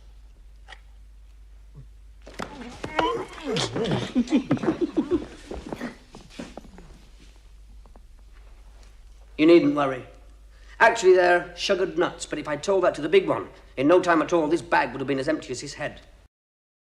All right, so those two are like R2D2 and C3PO. Yeah, they're the bickering gay couple, probably a little bit. Probably again, kind of playing off a little bit of course, that friendly rivalry. Like Lord of the Rings, we already mentioned, like Gimli and Legolas. Only theirs is based around food. You also saw some foreshadowing there, with Sister Monica, played by Cheryl Campbell, who was in Chariots of Fire. She was the sister of somebody in Chariots of Fire, and she was also in Greystoke. But she said, Legend of Tarzan, Greystoke. But she said, like, "Oh, we're saved," and then the giant had to caution her, like, "Well, hold on. We haven't fought anybody yet. Yeah, I mean, this guy may not keep his word, But Voltron's still out there. Yeah, but exactly. It kind of Voltron. Yeah, so that'll come back later on. She let's just say, puts a little too much trust in the process, shall we say? But yeah, there's she saw the tropes. She saw the movies that they stole the tropes from, man. Yeah, for sure. Figured it was over already. All right. So during this time, there's a plot cul-de-sac, shall we say? Double D, wasn't he one of the Soul Hunters in the first season of B5? I think you're right. I do remember there was a B5 crossover here. I think you're right, Krugus.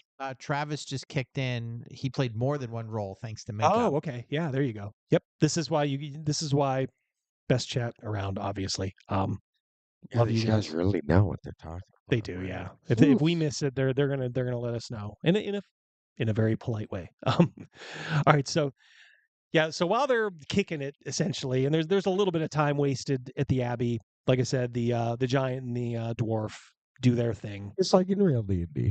Yeah, exactly. There's Yeah, never any sense of urgency. Yeah, it's you need the languid periods to make the periods of panic and chaos mean something.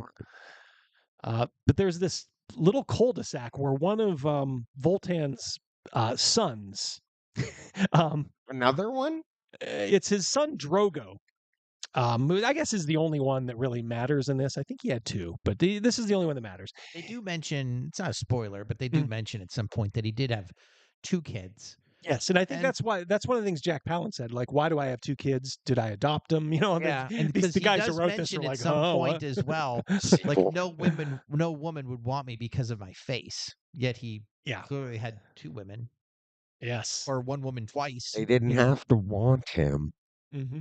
He's the bad guy, So gratefully they left that off camera in this movie.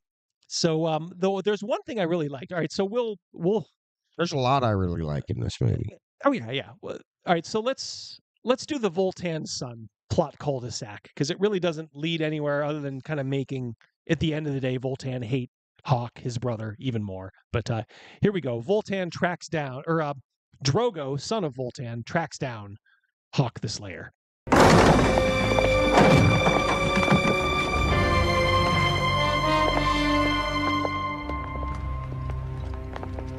That's far enough. State your business. You know my business. I am Drogo, son of Voltan. I come for the gold. The gold will be given when the abyss is released. Tell Voltan it's here, waiting. I did not make myself clear. I came for the gold.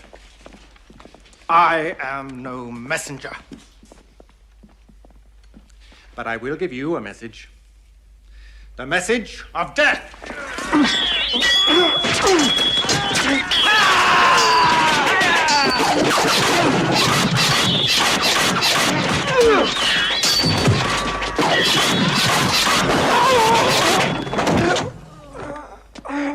Take him to Voltan.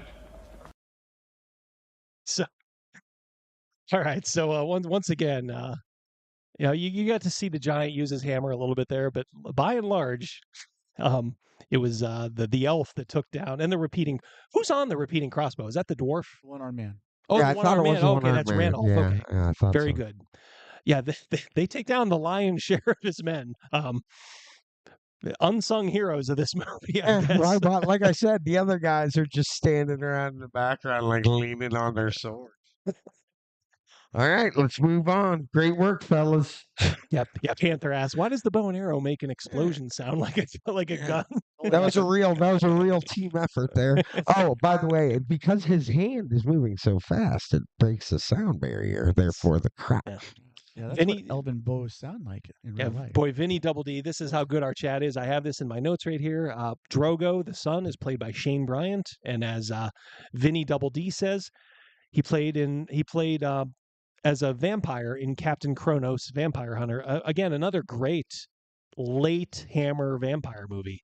If you're looking for a companion movie for Vampire Circus, Captain Kronos is really good. Like he's literally like a vampire hunter. He goes around and like kicks ass. He was also the one of the leads right below Peter Cushing in Frankenstein and the Monster from Hell. So he actually had some decent roles. Obviously you can tell a lot of that's the kind of look they were going for back then. Oh, sure. Handsome blonde guy. Right. Excuse me, Crow is one of the adventurers that bites in Dr. Greg Gillespie's trailer for Barrow Maze. Oh yeah, that's right. The cartoon trailer.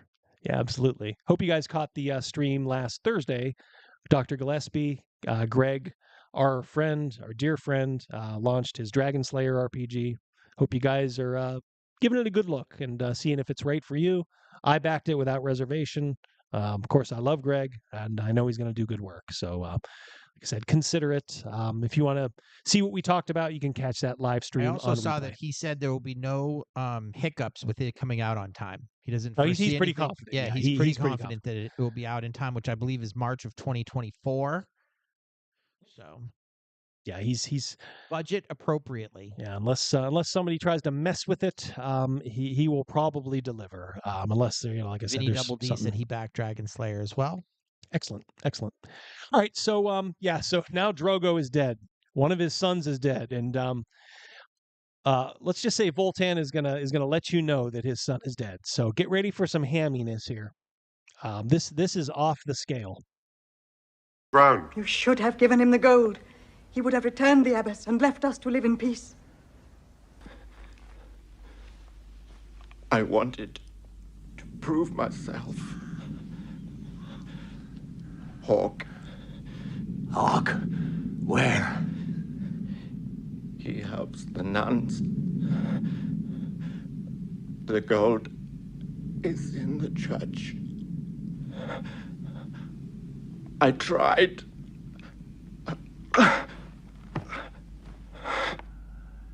Drago! Which was later used that very same line in one of the Rocky movies, Rocky 4. Drogo! Horace throwing you a question, Double D. It would be hard for me to say because we've only actually played through Barrow Maze, but I unreservedly can recommend Barrow Maze. It's fantastic. Oh my God! Yeah. Yes, but look, if you don't have that, buy it. Yeah, if you're looking for something to run, just do it. It's yes. Yeah, don't think come twice. on. Just do it. Yeah. It is brutal, but a blast. Yeah. Oh, it's fantastic. And I mean, it really is so good. And he calls Dwaro Deep kind of his love letter to Moria, so you probably can't go wrong there. Oh, yeah. Drogo. All right, so Mark Dickey, can you throw that one up there, Crazymouse? Sequel? Yeah, let's see. You know something about this? They were going to do one, but it got scrapped. Yeah, Hawk the Hunter. About 2015. They got the urge, 35 years, I guess, was long enough to wait. And they had raised or gotten pledging for like $4.5 million to do the film, and the director Terry Marcel said, "Look, I think we need about $5 million." So he's like, "Let's kickstart the rest." It must have been a really poorly done Kickstarter because they wanted to raise $500,000, and there are movies that do this. Sure. I mean, that will kickstart yes. almost like a whole budget. Like they'll almost do the $5 million. Yeah, they got $27,000, which is like kind of like So to me, that says for as well as this movie is remembered, they just didn't have. They should have sucked it up and hired like a PR firm almost to kind of promote the Kickstarter. Oh, check this out. Oh, the Grand Dame. How you doing, Charlotte? Hi, Charlotte. Once again, I just working our way through Charlotte. Doc. What's that, Crazy Mouse? No, that was Gavin. Oh, okay. Yep. But yeah, I mean, it's kind of sad. So they had to cancel the movie, and let's just say that was when Terry Marcel was probably 73, and they said he was a very spry 73. He's well into his 80s now. The sequel is not going to happen.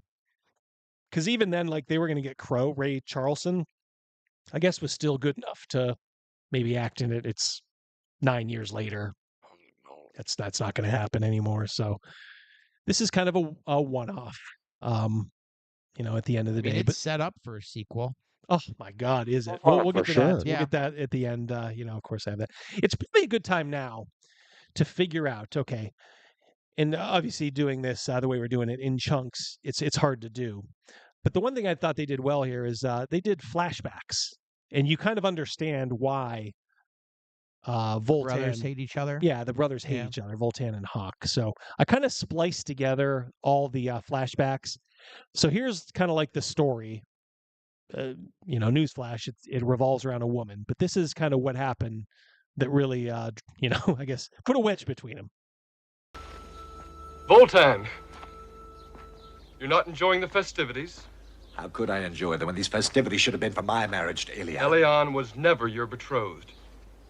She had a free choice. Well, I fought alongside our father. You were here, turning her love for me to hate with your silvery tongue.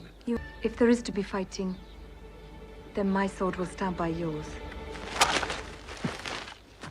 Look well, little brother! Last thing you will ever see is the woman you love in my arms. I will still be his, for I would rather be dead than have your snake hands touch me. I loathe each breath that keeps you alive.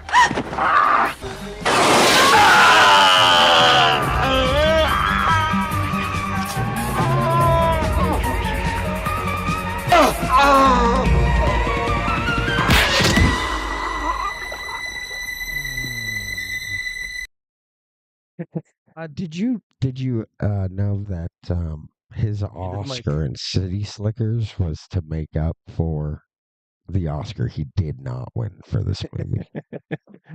That's interesting to know. You think? I just wanted, what was her damage roll on that torch hit? Critical.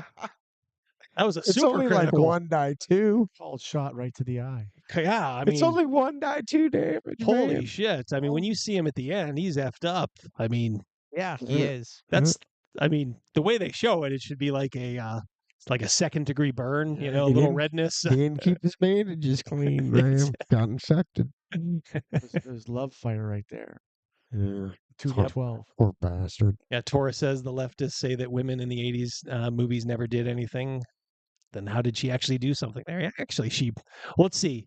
She maimed the villain, rescued the hero, and then for all her trouble, she ended up getting shot in the back by the villain. Yeah. Saving him. Yeah, what was Hawk doing just laying down in that boat? Like, he's just taking a siesta.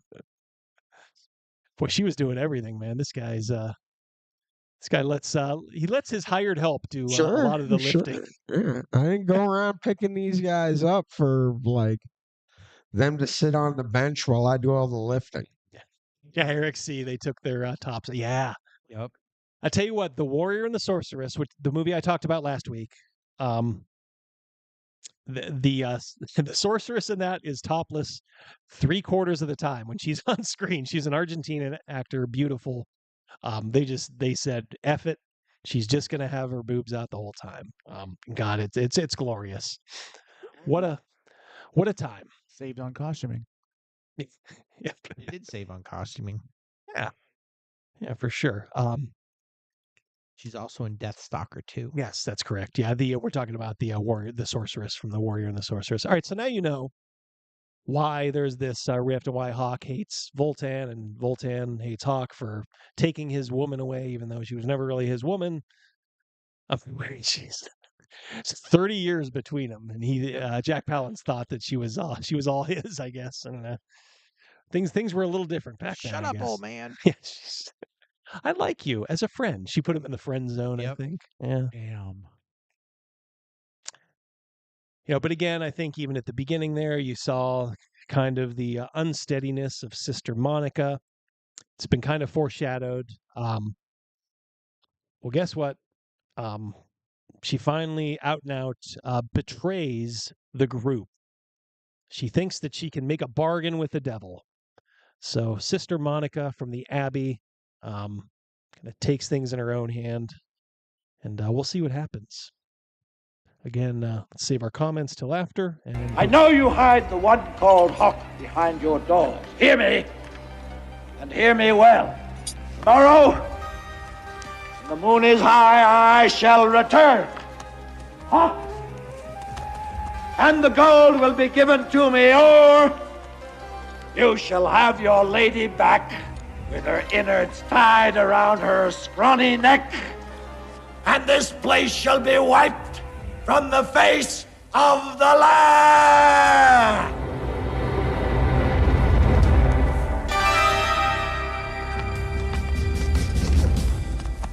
Warm you against the night air.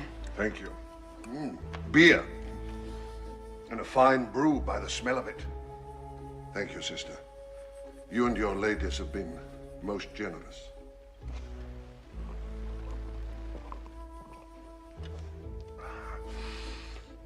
Excellent.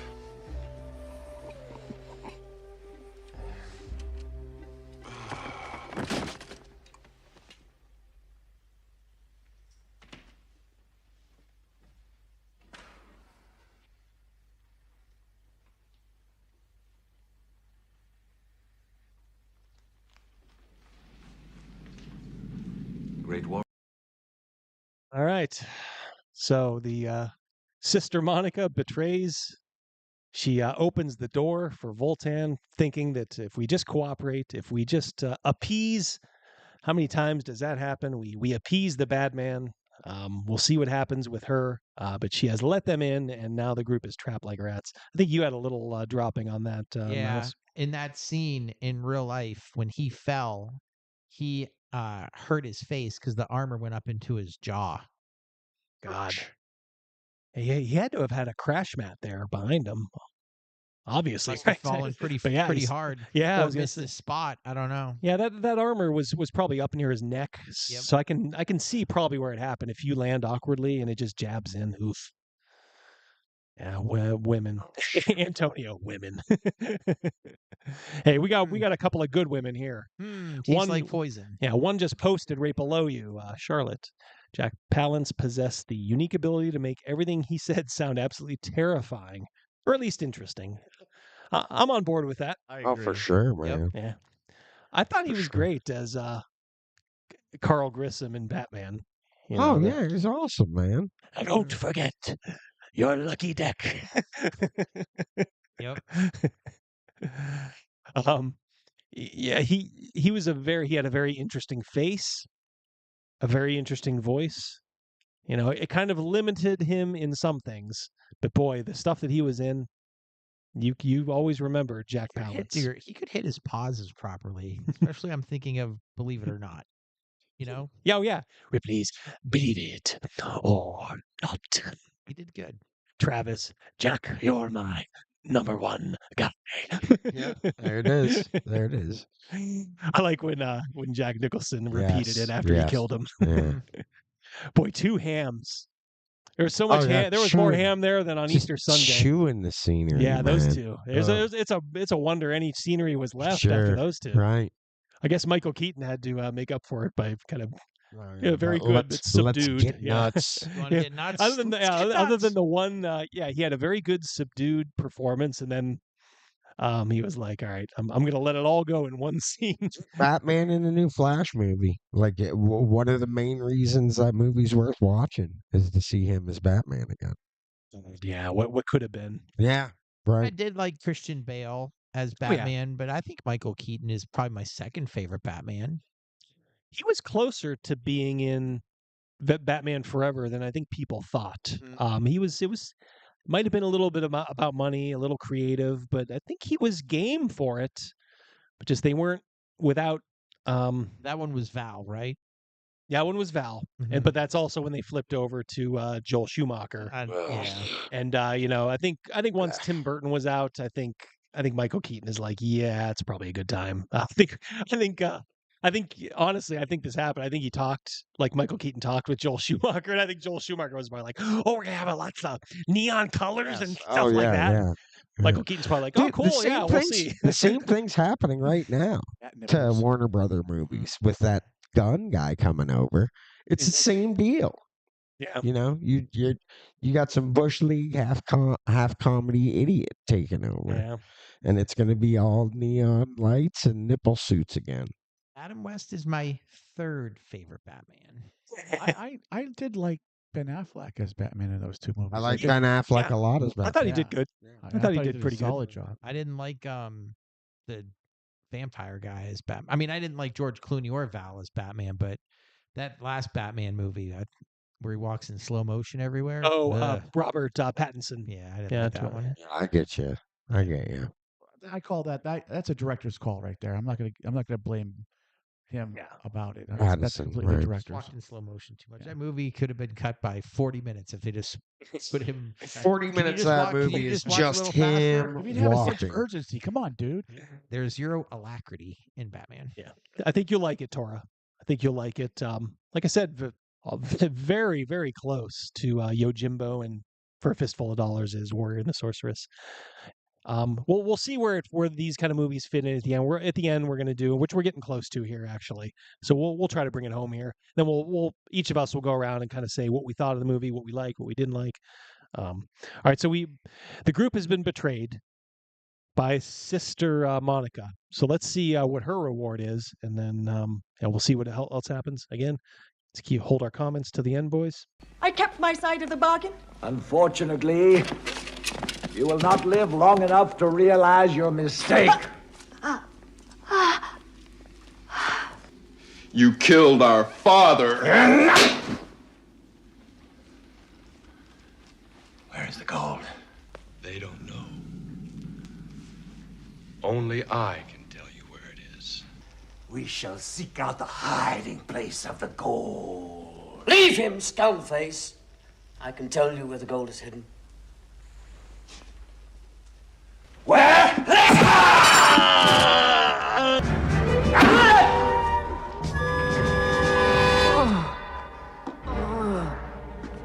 Voltan! You will die by my hand!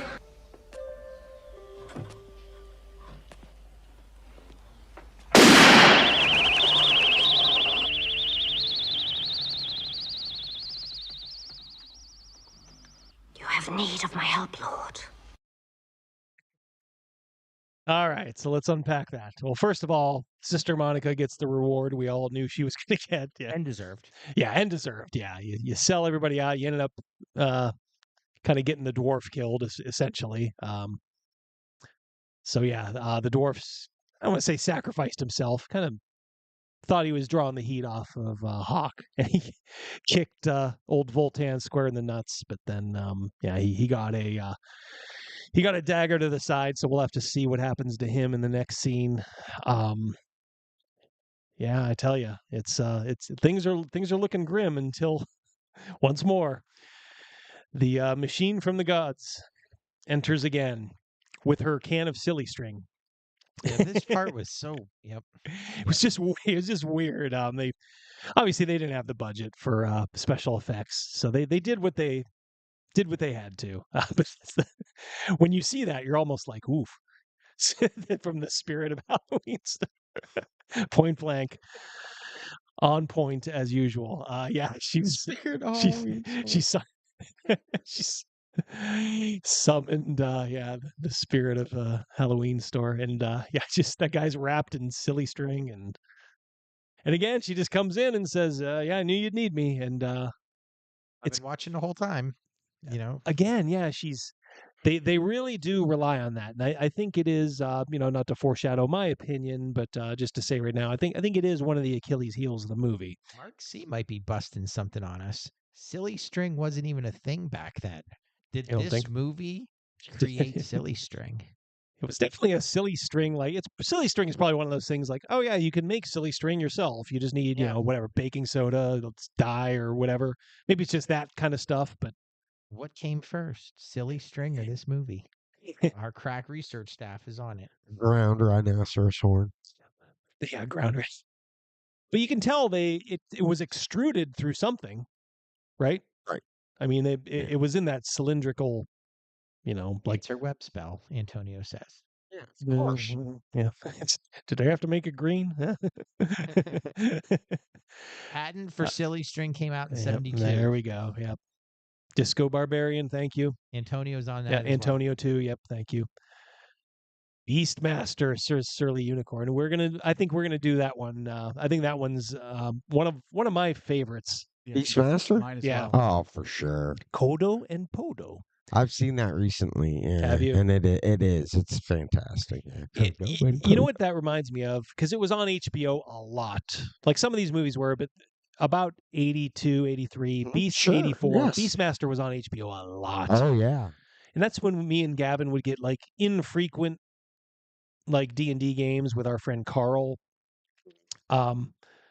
And I remember one day, like he ended up canceling on us, like he did. Carl was actually kind of a jerk, but I remember one day like being psyched and just like I remember like Beastmaster was on like that day that we were going to play later, and I'm like, oh cool, I'm reading the rules. It's one of those weird memories that's kind of trapped in your head.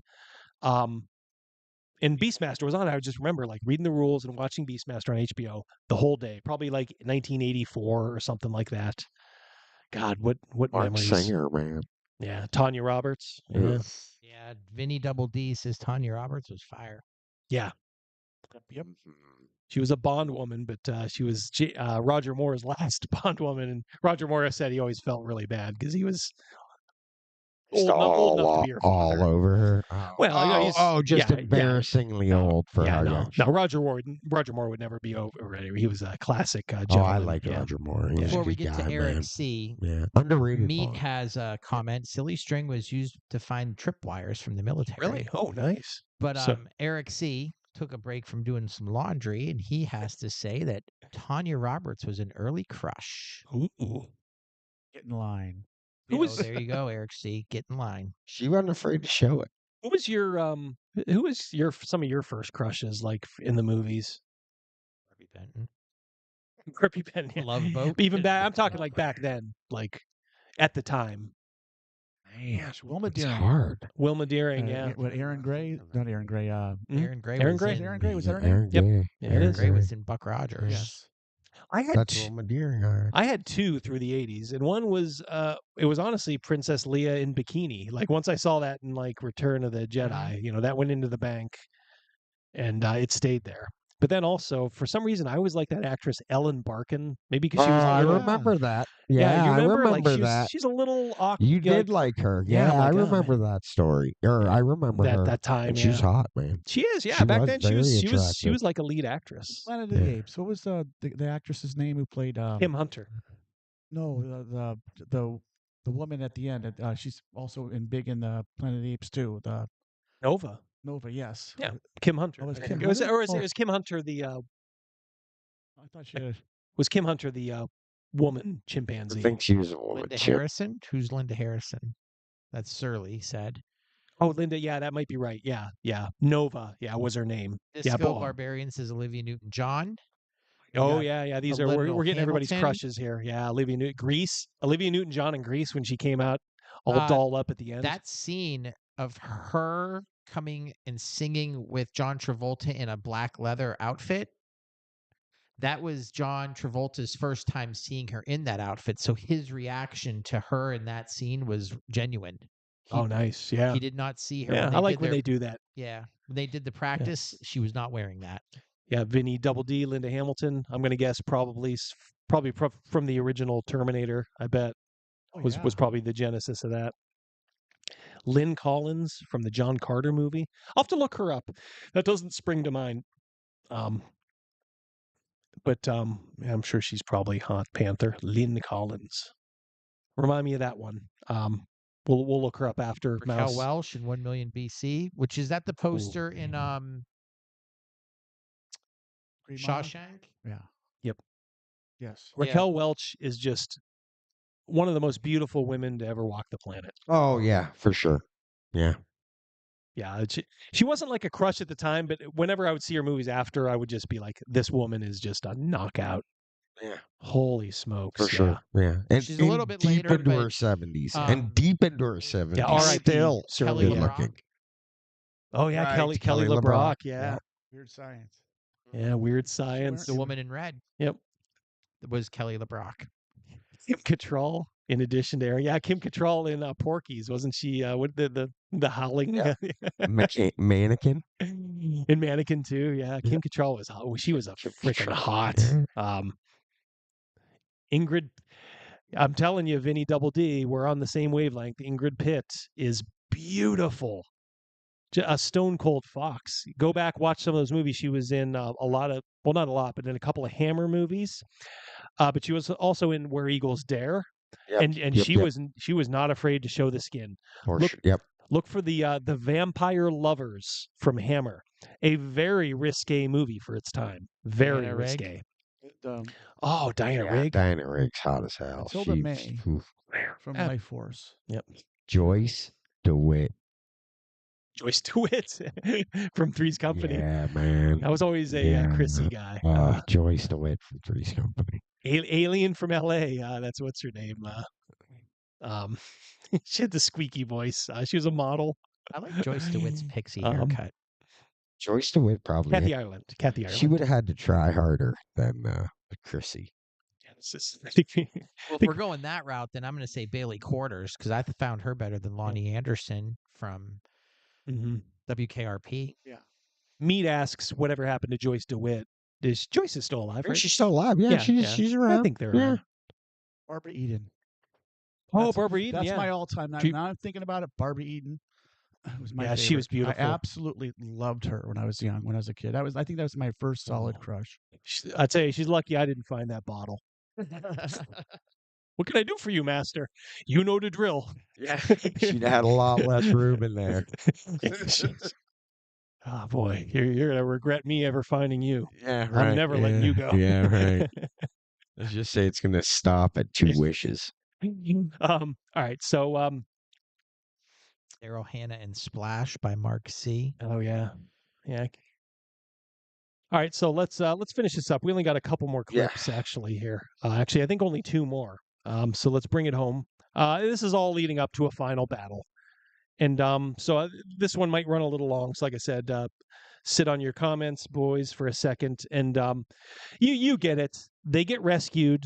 Everybody regroups for the final battle, and then everybody's in for the final battle. And here we go. This is the climax of Hawk the Slayer. I die as I wanted. Among my friends.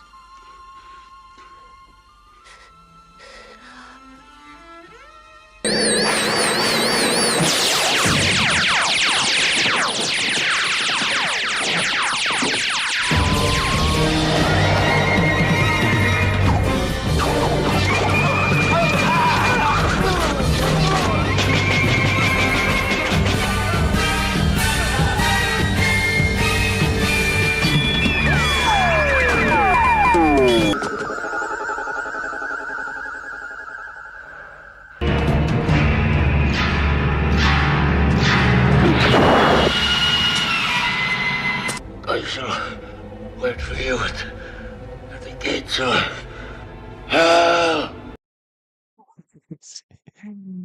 Yeah, Jack he does not go quietly into the night. He's gonna scream out. So at the beginning of the scene, you saw the dwarf give his dying words. Of course, you expect to see that whenever there's a group such as there is in this movie. Someone's gonna buy it, and the dwarf did. Somebody has to die. Yeah, he gave foreshadowing. He said that's how he wanted to die. Yeah, for sure. And but what we don't see, and what I couldn't show just clearly was also the dwarf died. And did Ranulph die? Boy, we kind of lost traffic. Ranulph, the one-hand guy? Yeah. Oh, he was there with the. He was there with the repeating crossbow. Oh, okay. Yeah, but I think Crow is gone. If I'm not, no, wait, he wouldn't be. He'd still be around. Those guys were both there. Yeah, they were both there. Crow and the one-armed man came busting through. There's never a well, I'll tell you what. Let's go right to the denouement. Yeah. Because then that'll be it. This is my last clip. All right, so let's go right to the denouement.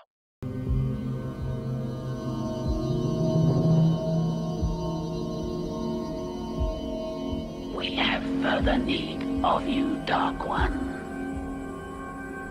Your sleep of death will follow your destiny.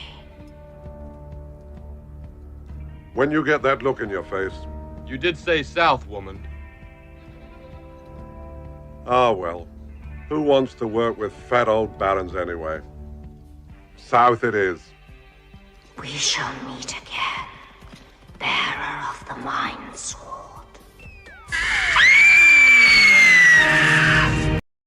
There we go.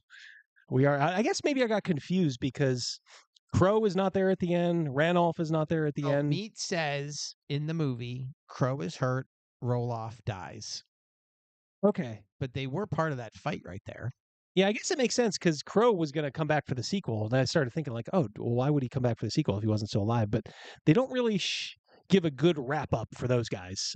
They do obviously, obviously. Crow goes home. Meat says. Oh, okay. Yep, I probably just missed that. Yeah. Yeah, they're pouring in now. Crow stays at the church. His arm is hurt. Mm-hmm. So okay, yep. I probably just missed that in the in hacking together these scenes. It was a labor of love, but 3 hours of labor, nonetheless. But it is worth it to kind of like essentially show the whole, more or less the bones of the movie. Yeah, Crow says they're doomed for failure because they don't have MVP Crow. That's exactly. Yeah, like what the is Shohei Ohtani of this group? Exactly. What are these guys going to do? Does it all? Well, first of all, Hawk must have his favorite because he only insists that Gort follow him. So I don't know. They must be the closest friends. Yeah, and I guess Randolph, he never really knew. Let's clear up one thing. Double D, you confused Surly. Mm-hmm. He thinks the movie is 3 hours. No, the movie is an hour and a half. No. Double D putting together all the clips. Me hacking together all these clips took 3 hours last night and made it, and he had to make it street legal. Remember, so we didn't get banned. Yeah, I didn't want the street. I don't care if it gets claimed. I just didn't want it to like get shut down halfway between. And guess what? It didn't happen. Yay! So this is the way to do it. I will gladly do this for other movies too. If you guys enjoyed this, it seems like we had a pretty good time. Like we still got like close to 50 strong, stayed throughout. So thank you guys for staying through. I thought this was kind of fun. This is after all the bullshit drama with Ginny D and Indestructo Boy versus Max and myself. I really did just kind of want to hang out and do a stream like this, and I'm very thankful that you guys hung in there and we didn't have to like talk about drama and bullshit. And yes, we can talk about other things and have a good time. The Tide Pod here. Eric C will not let that go, Willie. I love it. Yeah. He said there was a comment back. He's making a background for one of his games, and he's going to have a Tide billboard. Nice. It's a dog with a bone with that one. Yep. Yeah, there was a comic sequel, Bio Keto. I believe there was. Maybe that's kind of how the sequel got released. You may have to track that down. I do believe that there was a comic made. So if you're interested in the further adventures of Hawk the Slayer, you can try to track that down.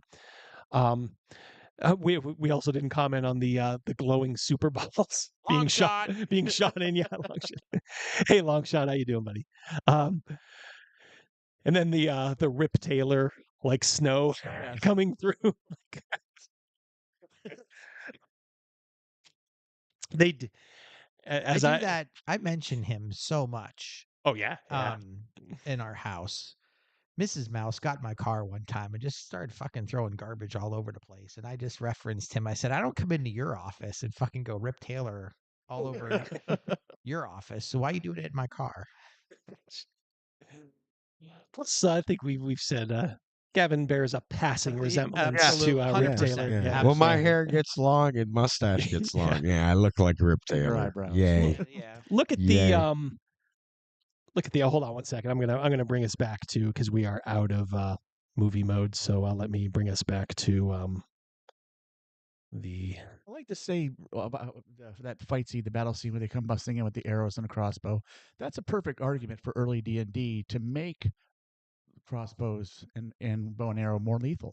Which it really is. Didn't. Yeah, I always think of that too. Like, man, but it's probably just they can't get it right. You just can't. I think. Well, it's too easy because you can just lay in ambush, and what fun is that? It's not heroic, right? But from 100 yards away, they found out things that armies eventually found out. A longbow means death. Yeah. I mean, they just can't get it right, man. I have a tidbit about that fight scene at the end. I mean, D&D, you're just not afraid of. He really did. Jack Palance really did get a little busted up during that scene. Did he? Yeah, and he said they wanted him to go get checked out, and he manned it up and said, "No, I'm good. Let's finish the scene." So professional. Yeah. If you guys want to see another movie, Jerry Harris brings this up. Yeah, all you Misties will know this. He was the villain in Gore, and he looked a little a little more subdued in gore. I think by that time he was probably, I think gore was in the later 80s. It was a Golden Globus joint. So I think it was a little later. I think he was probably slowing down a little bit, and he's probably like, I'm just in this for the paycheck. He had a few good lines where he called his quiz queen. He was like a bishop, an evil Machiavellian bishop, and said his queen was running around like a harlot and stuff like that. One thing about that movie, Gore, there's a bounty hunter in it, and I think I might have told you this. The bounty hunter that they got is a huge guy, and I looked up some of the stuff. He was one of the original like real life wild geese. Oh yes, you told me that. Yeah, we discussed that. He was yes. a real live mercenary, Yeah, who that's just awesome, started man. acting. Yeah. This guy, yeah, he didn't do much talking in it, but that's one thing I was right. You did tell me about that, right? Yeah, Agincourt. Yes, go ahead, Oliver Rogan. Reed was in Gore. Who was? Oliver Reed. The movie Gore. He was in it as well. He was not in Outlaw. I do Gore. not recall. He was not in this Mystery Science Theater no, Outlaw Gore. He was in another. Was there another Gore? Oh boy, man, he must have fallen pretty hard by that point. That's weird. Oof. Yeah, I can believe it. Those were not good movies. They were good Mystery Science movies. They were very good Mystery Science. Good fodder. But all right, so I think it's time we let everybody tell us what they thought. What is your final verdict on Hawk the Slayer? Anybody want to go first? I don't mind going first. All right, Mouse. It was of the movies we've done, this was my least favorite of the three. It was hard for me to wrap my head around the age closeness of the father and the villain, and the villain and the hero, which I didn't personally think was a hero like at all. This movie was god awful, and I love it. I just didn't think he was a hero, and I do think that the bow and arrow guys were like the heroes of. They took care of all the dirty work. So I don't know. Got rid of the mooks. Yeah, they did. They cleared the way for him, and all he did was, he did rescue the witch from getting burned, and also he did kill the main villain at the end. But I just didn't think he was much of a hero. Yeah, that's it. Okay, fair enough. I remember seeing it a long, long time ago, and it was probably on HBO. I remember it was in heavy rotation, Cinemax, HBO, and I watched it every opportunity I get. I really loved it back then, and stepping back, taking a look at it now, I certainly see the flaws, but I loved it. I'm going to hold on to this one. To piggyback off of what you just said, I didn't see it before. I just saw it for the first time today. Right. So maybe that's why it has no nostalgia for me in any way, shape, or form. I see that I have the critical eye now, like what you're saying, as an older dude, but that still holds deep inside me. Evan? Yeah, I disagree with Crazymouse. I think this is the best of the movies that we saw here, and this is like the D&D movie. I mean, long before there was Dungeons and Dragons, this is the real D&D movie. And I remember it being a lot cheesier than actually I felt it was. It actually turned out to be a lot better movie than I remember. Right. And I still love it, and I loved it then. I mean, it was just... This was a real Dungeons and Dragons movie, and in 1980, you didn't see them. The wave of fantasy hadn't hit yet, so it was real cool to see a D&D movie for real. They did get the party aspect right. Go out, form a party.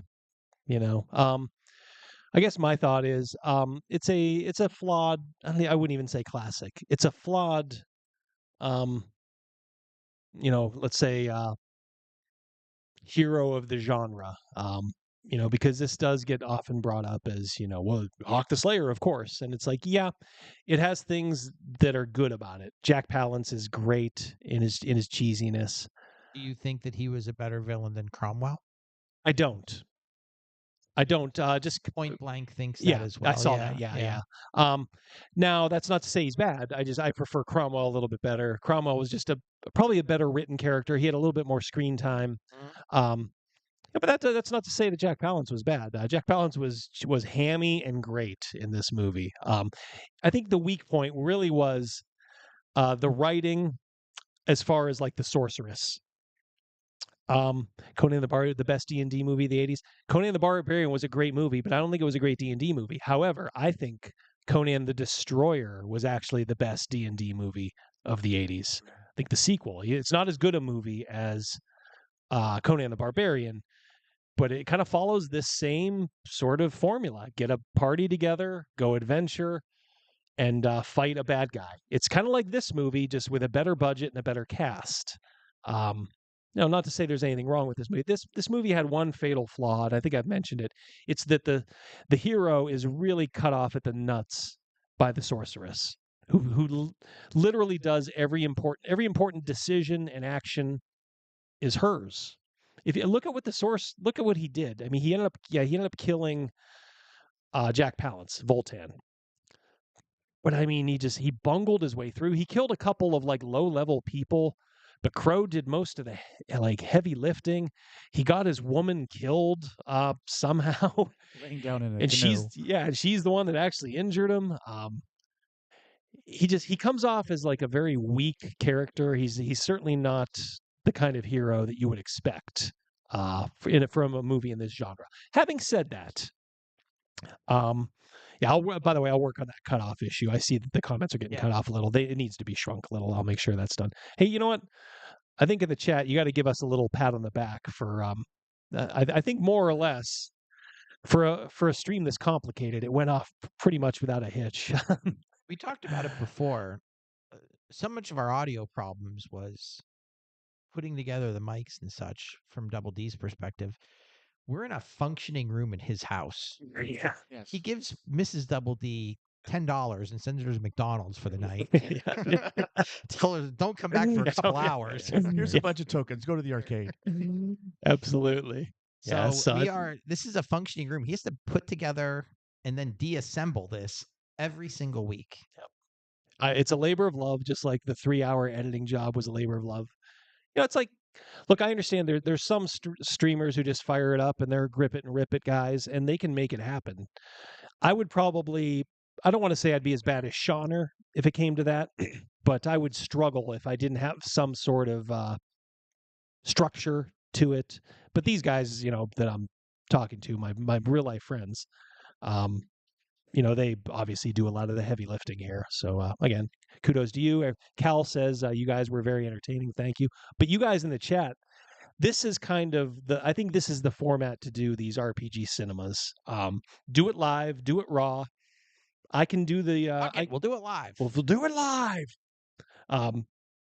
Because you guys interact and you guys, I mean, and also research something for us, right? Yeah, away. You guys do the research. Someone mentioned Basil Poldaris, best soundtrack ever, in my opinion. Still is. I have the 3-disc version. Yeah, I got that too. Yeah, Mrs. D got that for me. It's awesome. Yeah, Your Hunter from the Future. Your. Yeah, there was a connection from Your in Sword and the Sorcerer, right? I think one of those guys was Yor. Yor himself was. Yeah, he was one of the background guys. Yeah, he was one of the background guys for Lee Yor Horsley. himself. Yeah. If you guys haven't seen those RPG cinemas, I get a feeling that most of you guys probably did. If you wanted something to throw on in the background, it's kind of like the same thing. It's just at the time Rogan wasn't there, but it's just me, Gavin, and Crazymouse just talking about Sword and the Sorcerer and Deathstalker. I thought they were pretty good. Probably too long. It wasn't the right venue. And then, plus those videos do not do your channel any favorites. Confuses the algorithm. Hey, Charlotte. Oh wait, no. The best D&D movie was Mazes and Monsters. That movie kicked so much ass. The stream vanished. We got kicked off for the night. Pepperidge Farm remembers. Yeah, I need to send out little buttons to show that you guys were there, whoever was there. RPG Grandma, how you doing? Yeah, I had your back, RPG Grandma. I heard Shauner took a shot at you or for something for your live play. You mentioned RPG Grandma. Yeah, you were RPG Grandma's the beginning of our stream tonight. Yeah, she's a sweetheart. If that's true, I didn't see the stream in question. I was kind of getting stuff at the last minute. Look, I'll be honest with you guys. I don't particularly care for Shauner. I think he's terrible and boring. But he can of course do what he wants. Plus, I think if you are going to go the route where you're going to bust down live plays of people, even even the people that we don't like, I think you should put yourself out there and do, maybe a little in that regard. So, that's just my opinion. But yeah, good to see you here, RPG Grandma. Check your back. If you like the movie Hawk the Slayer, we're kind of towards the end stream here. I think we are. Let's see, it's 9:25. I think maybe we're going to do 15 minutes of Otto and Roland. We'll at least get them to somewhere else. Gavin, do you have any other anything else to add about Hawk the Slayer? Although you can hang around and chip in if you want. No, I'm gonna kick off. I'm gonna leave and go see. I want to say this about the dude screaming about Skyrim. They do ask you your pronouns. I never again saw it noticed in the game. Don't listen to that guy. It's a really, really good game. You like and I hate pronouns as much as the next guy. Tolerable. Didn't cross your red line. Oh, so. I didn't notice any of that stuff in it. So I mean I get it. It is in there when you make your character, but I didn't notice any of that. Yeah. That's Starfield. Yep. I like Hawk the Slayer. I mean I remember seeing that on Cinemax. Absolutely. Way back when. Yeah. I had to go to Gibson's house to see it, and that's where I saw it. Yeah. It is for me the first D&D movie, and it was the big one. It was really good. No, I didn't even know. I wasn't even aware of it. There was a distributing issue back in 1980, so it was very limited. I don't know how much it was in America. It ended up being on either HBO or Cinemax. Yeah, it was Cinemax. It was Cinemax. It wasn't HBO because I couldn't see. I had to go to Gibson's to see it, and it was like out of nowhere. I was just. We go to Maxwell's and watch this. Yeah. It was at Maxwell's. Yes, yeah. It was at Maxwell's. Maxwell's. I saw it. We got to include these guys a little bit. Maxwell's was Yeah, our version of a back before home VCRs. I'm sure every city had these. Ours was Maxwell's. Ours was called Nicholson's. Yeah, yeah. So, they were just you would pick out a movie and you would literally watch it in a closet. Like they had TVs and like a VCR before VCRs became ubiquitous.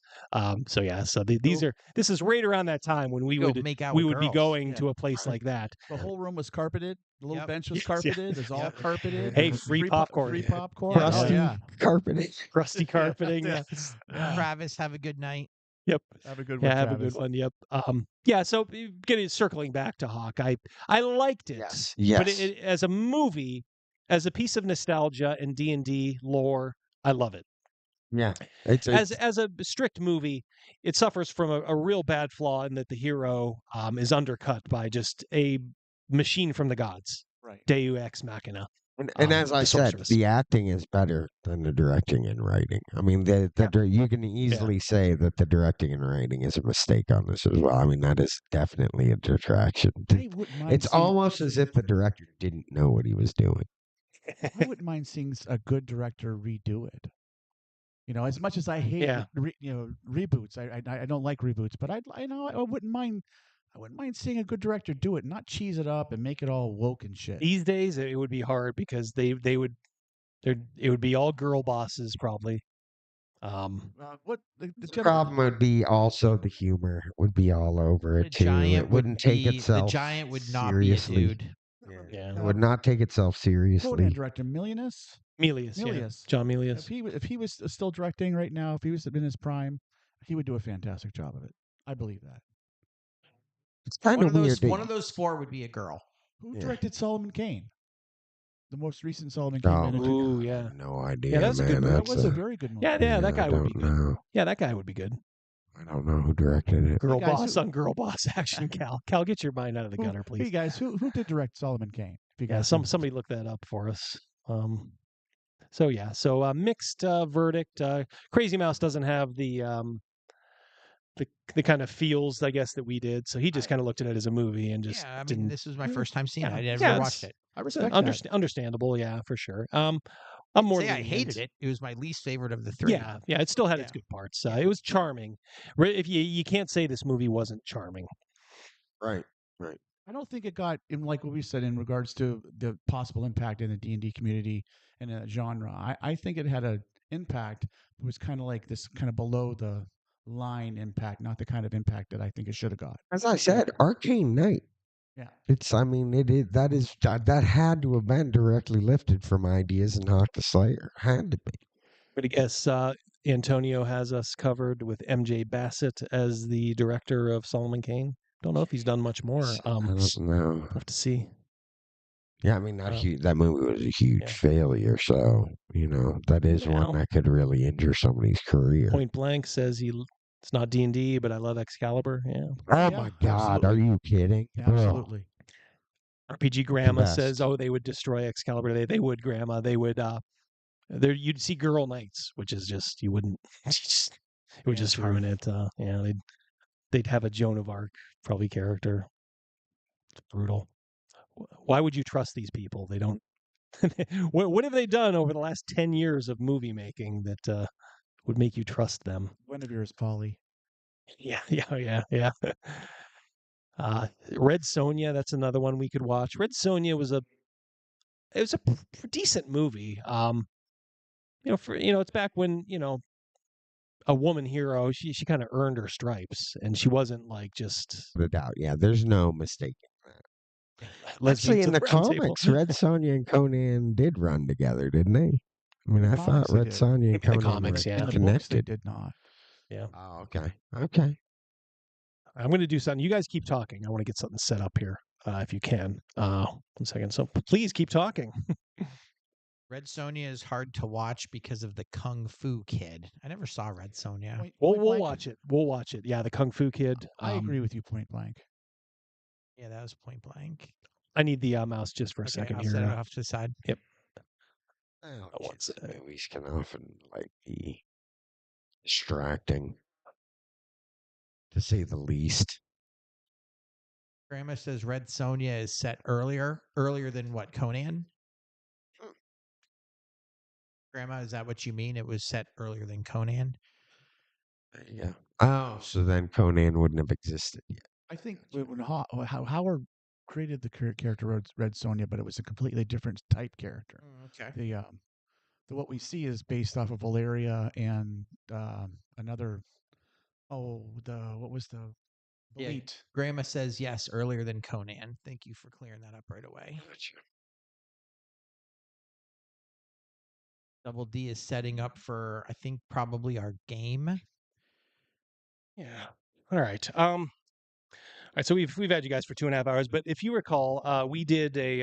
Hold on, I'm going to sign off then, guys. Tell you what, can you unplug your mic from the back? Yep. Say goodbye to everybody, and then have a great night, unplug. everybody. Thanks for having me. I'll see you guys later. Great. It's good to see you again, Gavin. Yeah, thanks, Gavin, for showing great job up. as always, Gavin. Yep. We'll have you back for the certainly the next time we do this. We'll figure out a time. You can beg off. Surly says Good luck in bye. the skies Vinny out Double there. D says bye, Gavin. All right. Yep. All right. There we go. Ignore the production value here. So we did this a little bit ago. 2 weeks. We started this live play where we had the character of characters of Otto and Roland, and we're going to do it like comic strip style. So we are probably just going to go 15 minutes here. We're just going to hopefully do water on a stone here. So you guys are in the land of. I have my character. Where would? Don't worry about it. If you got yours, you're good. Do you need yours, Rogan? Okay. Yeah. Yep. That's what I was about to say. Yep. I have mine. Rogan does not have his. I thought maybe you had taken yours home. All right, so we're doing the Dragonbane system, which is roll low. These guys are in this land of Fagland. Otto is a thief. He's the one on the left there on the screen. I would say Roland is a bit of a warrior. And you guys met each other. You were in prison, were you not? That is 100% correct. And it sucked. Yes, it does. But you guys got a break, did you not? You're in the prison train heading out the city of Carlsfell because it was overcrowded, and you were headed towards Lord Magnus Lundstrom's dungeons. Krugus is throwing back something. How we always say, Gavin just sends me random texts asking questions. Krugus says, Crazymouse, what's the closest gas station on my way home? He's like Alexa. My wife referred to me as a search engine the other day because Yeah. we were talking about something, and I was the voice of reason for the table at dinner, at a family dinner, and it was. She's just like, man, you remember everything. You're like a search engine. All right. So you guys, you were sitting in this paddy wagon across from, there was like 5 other chained prisoners. You two were chained to each other. But there was a guy across Like 5 from, other couples. Yeah. So 10 people. One of them was this guy, Eric.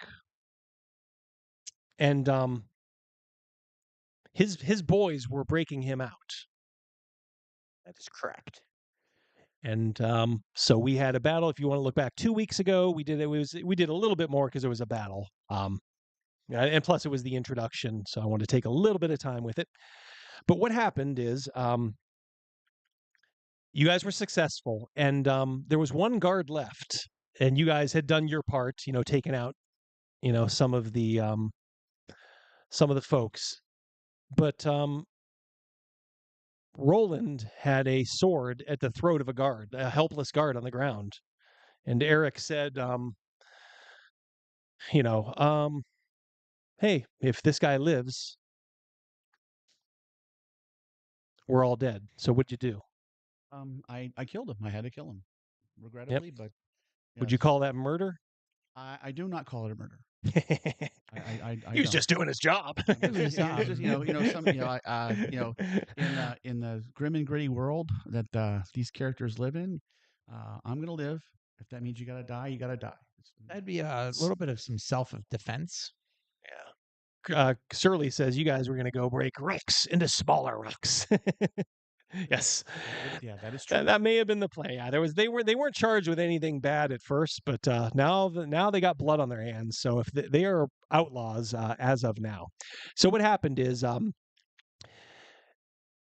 Eric, the guy whose crew broke you out, he said, "Well, you guys are on your own," but he did get the key, and you guys started to.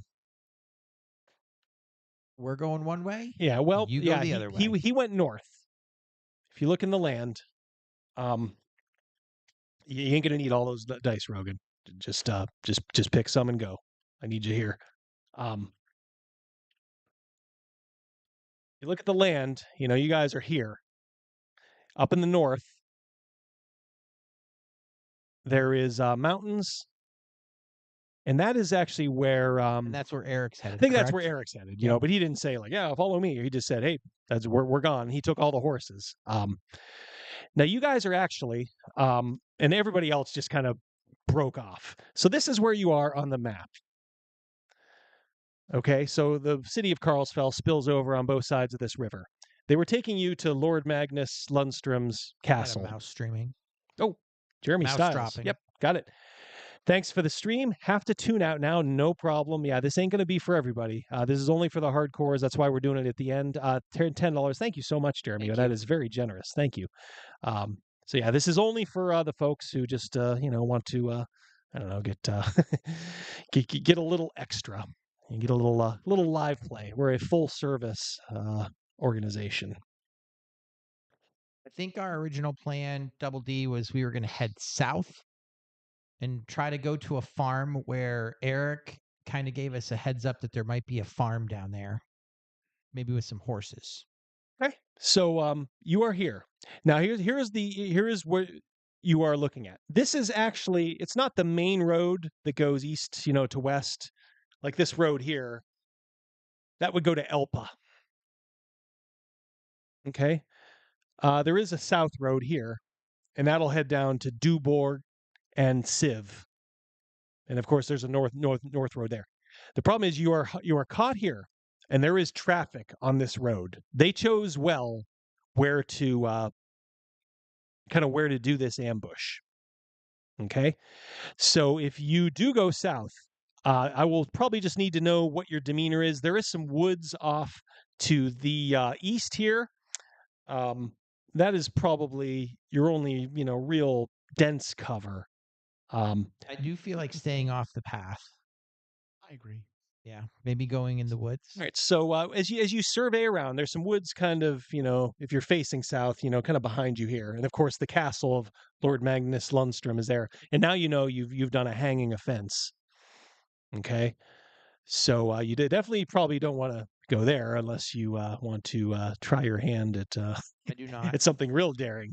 But yeah, tell me what you want to do, and I will tell you. Right now, the road is clear, but you would expect that not to be the case, maybe for very long, based on what you've seen on this road Were before. any of there was one thing I did have to ask. Was there any of the other chain gang, were any of them killed, or did they all survive? It seemed like the last you saw, they all ran for it. So there will be some of them did run south. You do know that. 10 of us now are all suspects in a murder. Oh yeah, multiple. Yeah. So we might have to clean up a crime scene. I was thinking, try to expeditiously maybe check a couple of the bodies of the guards for any coin, and perhaps. I believe you already checked them. You got a sword. You got a sword and a chainmail shirt. Okay. And is that correct from the last time? And I did misunderstand last time.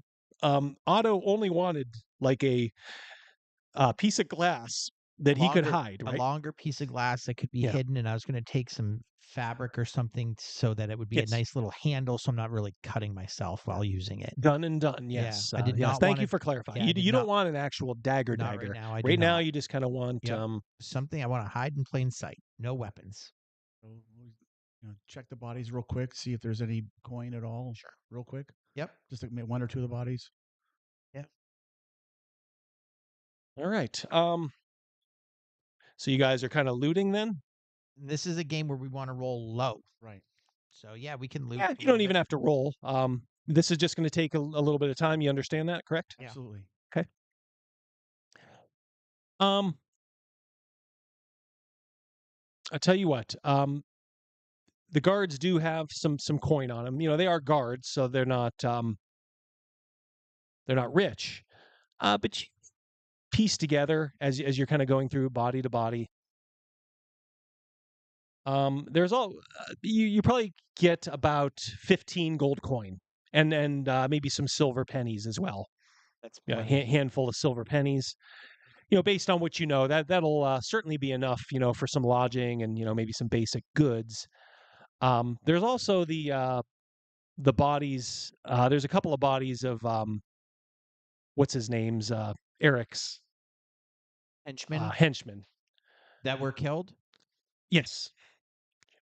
Maybe we're not as innocent as we look. I mean, maybe we're not as guilty as we look. I mean to say. Well, let's check them as well. The henchmen. We can absolutely. You guys roll a die 20. I rolled a 5. Okay. 14. Okay. All right. So as you're checking out the bodies of Eric's henchmen, you made your awareness roll, Otto, and you can hear a horse coming from the south up the road. Okay. It may be multiple horses, not like running, but maybe, like I said, maybe just some of that normal traffic. Yeah. What do you wish to do? Right now, you have the wagon, which its horses are gone, just kind of off the road there, and a bunch of bodies. Is there bushes for us to hide in right away? There's some scrub terrain. It would be a little bit more towards the west off the road. You could try.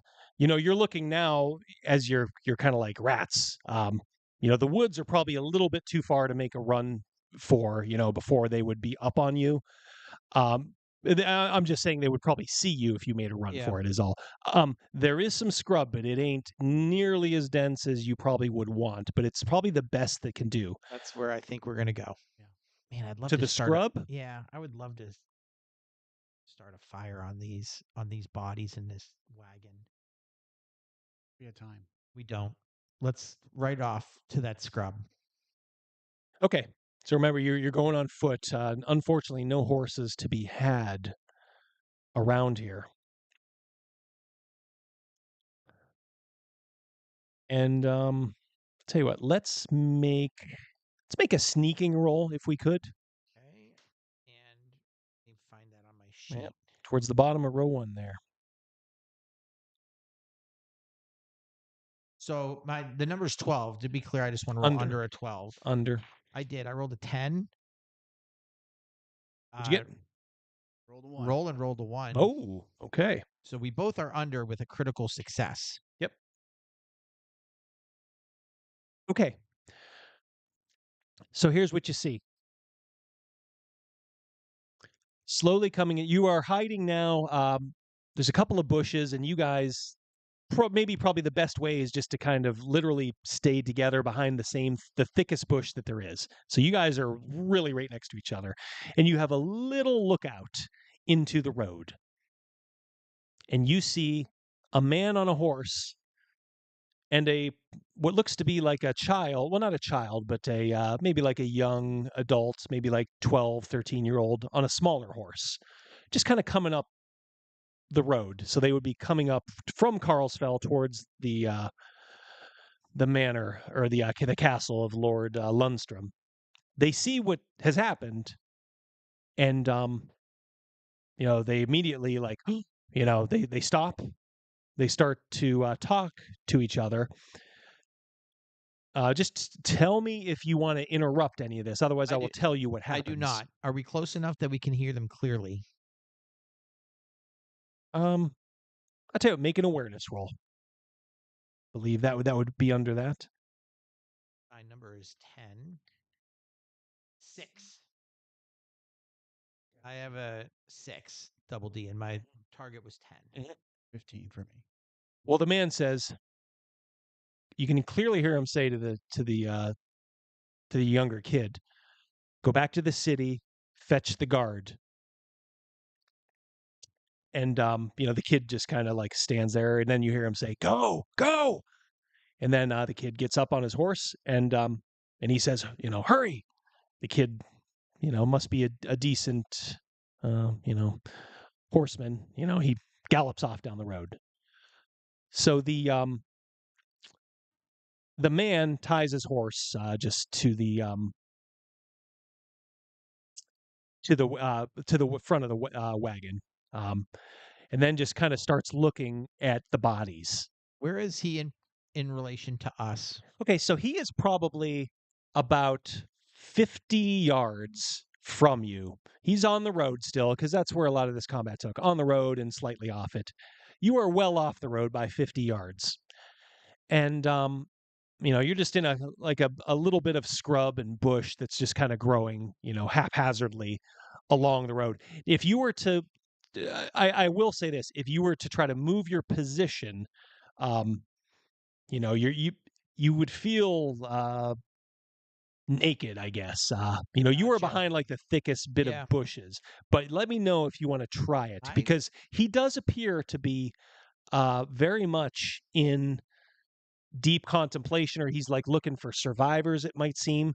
So he's not like looking around like, what did this? Maybe he did it first, and he just glanced right over you. I think and I'll you have a conversation with Roland about, I don't want to kill this man, but can we disable him and take his horse?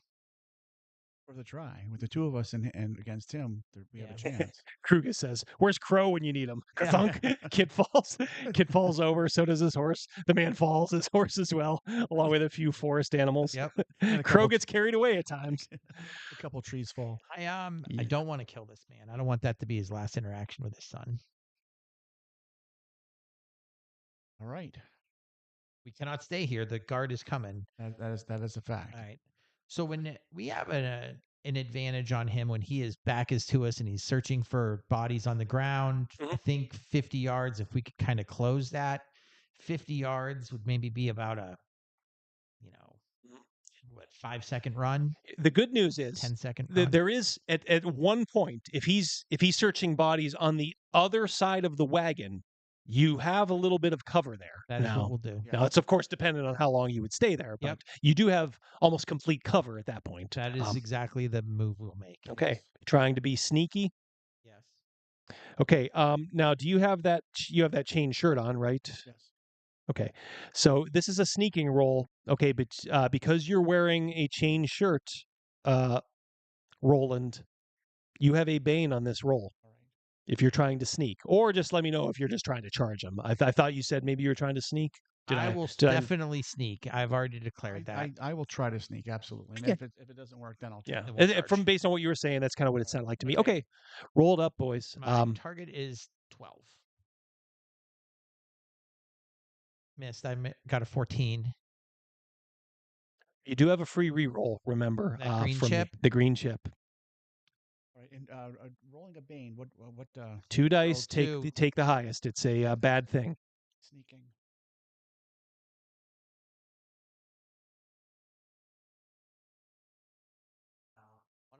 One of them's a 1. But the other 19. 19. Yeah, it's like when you sneak in this game with armor. It's I am going to I will use my reroll. Are you sure? We failed. Okay. You didn't fail. I did. I rolled a 14. My target was 12. Right, so you just remember you both failed. I'm willing to use it as well right now. Let's try it, and then if it doesn't work, we can charge. I will definitely try it.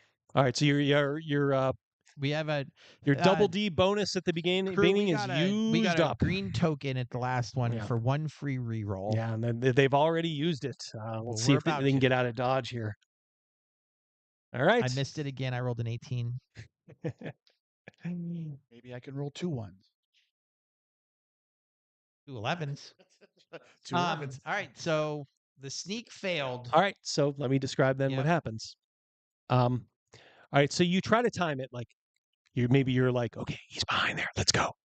And there's just as you're running, you're just noticing maybe a little bit more from Roland, a little bit more of the chink chink chink chink, a little bit like, oh God, no. Maybe it's banging against the handle of your sword. Whatever happens, you get to about where the wagon is, and he turns the corner, and you're literally coming in 10 yards hot on him. But now you're like, you see each other, and his face goes white. He's probably in his late 30s, early 40s, good looking guy. His face, like I said, it looks surprised, and he looks worried. And he just kind of holds his hands out as if to say, like, hey, what do you guys do? Tackle? Yeah. All right. I tell you what, just make a brawling roll. Either one of you, if because that's pretty much what we're doing here. We'll keep it simple. Oh, you got a 1? I got a 1. You rolled a 1, and I rolled a 4. Oh, wow. My target was 5. Okay, yeah. Because this guy's not ready for combat. That's going to be good enough. You guys overbear him, and like Lawrence Taylor, you slam him into the ground, and you just hear him, muttering like, "Please, please, please don't kill me." I tell him that our intention is not to kill you, and what you're seeing here was not us.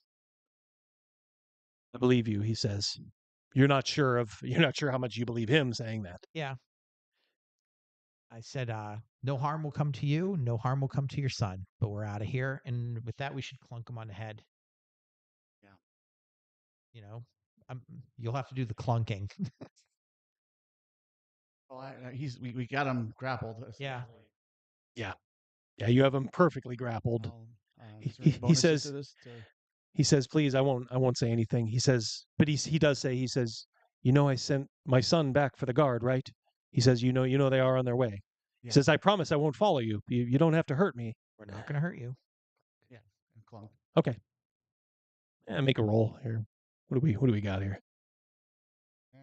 All right, hold on. It's messy. You hit him. It's how in the movies, when you hit them, like you hit them once and they knock out. You hit him once, you open up a wound, and what were you using? Like the butt of the sword. Butt of the sword. That's kind of what I figured based on your our history. He kind of screams in pain, and like a wound opens up on his head. He says, "Oh, please, for God's sakes, you said you wouldn't hurt me." And he kind of like kind of like shrinks up. He says, I got a family. He's like, I'm just a businessman. He's like, please, please, please. I think you got to clonk him again. Clunk him again. Disco says he definitely won't say anything if you cut his tongue out. Yeah, I saw that too. That's a hit. All right, well, we'll say that's enough. It's maybe not the cleanest, but he is out. And it shouldn't be the cleanest Double D. This isn't in our nature. So this is the dice aren't lying. Like we're not. This is out of character. Once more, you are the masters of the scene, but you can almost on the winds, maybe hear coming from the city, voices on the wind. What are we doing? Hopping on that horse. Grab his coin if he has it. If it's visible. I'm not worrying about his coin. We got to get the hell out of here. Get the horse and get out of here. Yep. Which way? Now remember, you run down the road. That is the same road he sent. I just want to make it clear to you. That's the same road that leads to Carlsfell that he sent. Not that way. Go west. We'll have to go down to go west, though. Correct? Yeah. What do you mean? Well, we have to go down. West is correct. Where? No, west is that way. Yeah. There's not much that there's like not much. But isn't that there way? That's where the road is. Correct. The bridge. Oh, there's roads everywhere. Wherever you see a black here. Yeah. There's a road north. There's a road to the castle. There's the east road to. I guess I was Elpa, looking at those. Hold on, and then there's the road down south to Dewboard. There is a western road, but that leads further into the inland empire. So if you want to go that way, you'll be going more towards the capital over this way. The capital is where we just came from. Well, the capital of the empire. This is like the capital of the province. Mm-hmm. The empire's capital would be the big city. I'm just thinking if there's a lot of traffic, we might see some traffic heading down to that road. But if there's more traffic continuing from that road, then it might be best to divert to the west once we get to that point. I think west is the correct call as well. To the west. To the west. Now, if you want to go this direction, I want to be clear because I'm not sure if you can see this. To get on the road, you must go through Carlsfell, over the bridge, and through the other side of Carlsfell. It's kind of like on both sides of the river, so you will have to go right down through the city. Yeah, That's what I was trying. Can That's you what guys I was see actually this? asking, Double D. Right, yeah. Okay. Then I don't want. My bad. I agree. Yeah. Mm-hmm. So which way? South. Is that where the Double D? I think I'm really confused. Is south to the bottom? Yeah. Okay. That is where the guards are coming from, correct? Well, yeah, they're coming from here. Can you see? Yeah. From the city. So they're coming from the southern direction, but that's just the road. Remember? Oh, the boy was sent in that direction. So maybe we should just go east. Yes. Yeah. Final answer? East. Away from where the guard are coming from. East would be this way. I guess you'd be headed more towards Elpa. Okay. Now keep in mind too, I mean, if you wanted to change your direction at any point, you could just go east and wherever. I mean, you obviously have whatever. But okay, so for now we're gonna go east. By which way? Are we like kind of cutting down here? Yes. Are we going right through the woods of Lord Magnus Lundstrom? I think we should get on the road, just like Roland said. All right. So to get on the east road, you do have to go a little bit south. So maybe, I guess, if you want to avoid the people probably coming up at you, maybe just have to go cross country a little bit. So why don't we try a riding roll? Are you a good rider? I'm finding out now. You have a 6. I do have a 6. I have a 10. All right. Well, I just pictured, since you're the bigger of the two of us, that I'm riding bitch and you're riding. Yeah. You riding bitch. Riding dirty. Yep. All right. Let's see if I can do this. 8. Good job. Okay. You take it masterfully over, and as you guys are riding through, you can see coming up from Carlsfell is a posse of guards and other people, but you are well off, and you make it to the east road now, the one that bisects Carlsfell and heads west, but also heads east to the town As we're of riding, Elpa. I'll, talk about what we just did as far as for not the killing of the guard, but hurting that man. And I'll say, in all fairness, there's no way he could describe us. No way whatsoever. Right. He would have seen us in a matter of 1 second before we were on top of him. A 50-yard dash, even in olden days, is literally, a 5 to 7 second run. Frugus says, "Don't go through the haunted forest." Krugus also sings a song for us. Bad boys, bad boys. What you gonna do? What you gonna do when Cosfell guards come for you? That was awesome. All right, you guys ride for a while now on the road. You're as best as you probably can. You feel like, all right, well, your pressing troubles are at least at bay. Now there are some inns along the road here, and you get to a point too where obviously, there's a deep forest now to the south. I don't know if you can kind of see this, but you guys are kind of here, so you can continue on to Elpa, or you can kind of ride cross country and maybe catch the road later down south, or you can go straight north. It's up to you which direction you want to go, but maybe try to pick somewhere. I'd say Alpa, and maybe we go to an inn, and we can maybe get another horse. Yes. Yeah. Ride to Elpa? Yes. And So- get our goal is to get some food, some lodging, and another horse. And we are sitting with about 12 gold, you said, and some silver. Yeah. Fine horse to trade. Yep. Yeah. Yeah, horse to trade. Yep, for sure. Okay. So to Elpa it is, and you guys kind of look behind you and just kind of shake your heads, and so I think that's probably where we'll keep it, Prince Valiant style. We are going to stop it there. See? Yeah. All right. So good. Glad we revisited our friends. My name is Roland. I keep rolling. All right, guys. One of our am goals, someone is saying the other travelers were never found at all. We're hoping that someone else does get found. Yeah. Yeah. All right, guys. I'm gonna let it go right here. Until I get the process better, I'm just gonna end the stream right here. No outro, but I want to thank you guys all so much for staying in here, especially you hardcores at the end. Like I said, this is perfect. This is the way I wanted to do it. Do the regular stream up front. That way, everybody gets what they want. And then I know there's a hardcore of you guys who maybe wouldn't mind just catching up with our friends Otto and Roland, and thank you, the 25 of you or so that are 25,000. Yeah, 25,000 that are staying put. Yep, quick sesh Panther. That's the key here. We didn't want any long. We don't want any long. Ooh, yeah. Oh boy, they're saying Holy Diver. Is that? Yeah. Holy Diver needs to be the perma outro. I might be able to. I might be able to do that. 25 million. Hell yeah. All right, I tell you what, I think I can, as long as you guys remember that the mics are still live during stuff. I will. So And then, so this will be our good night. But I did promise KG I would mention her name tonight so that she would be trending. Okay, yeah, you guys make her trend, please. Yeah, KG. You're gonna Yeah. do that. I want to say this. Sebastian got his haircut. Oh, ooh, like Samson. That's a big deal. It looks pretty good. I'm really surprised. I was kind of heartbroken. Yeah. But hell, it looks good.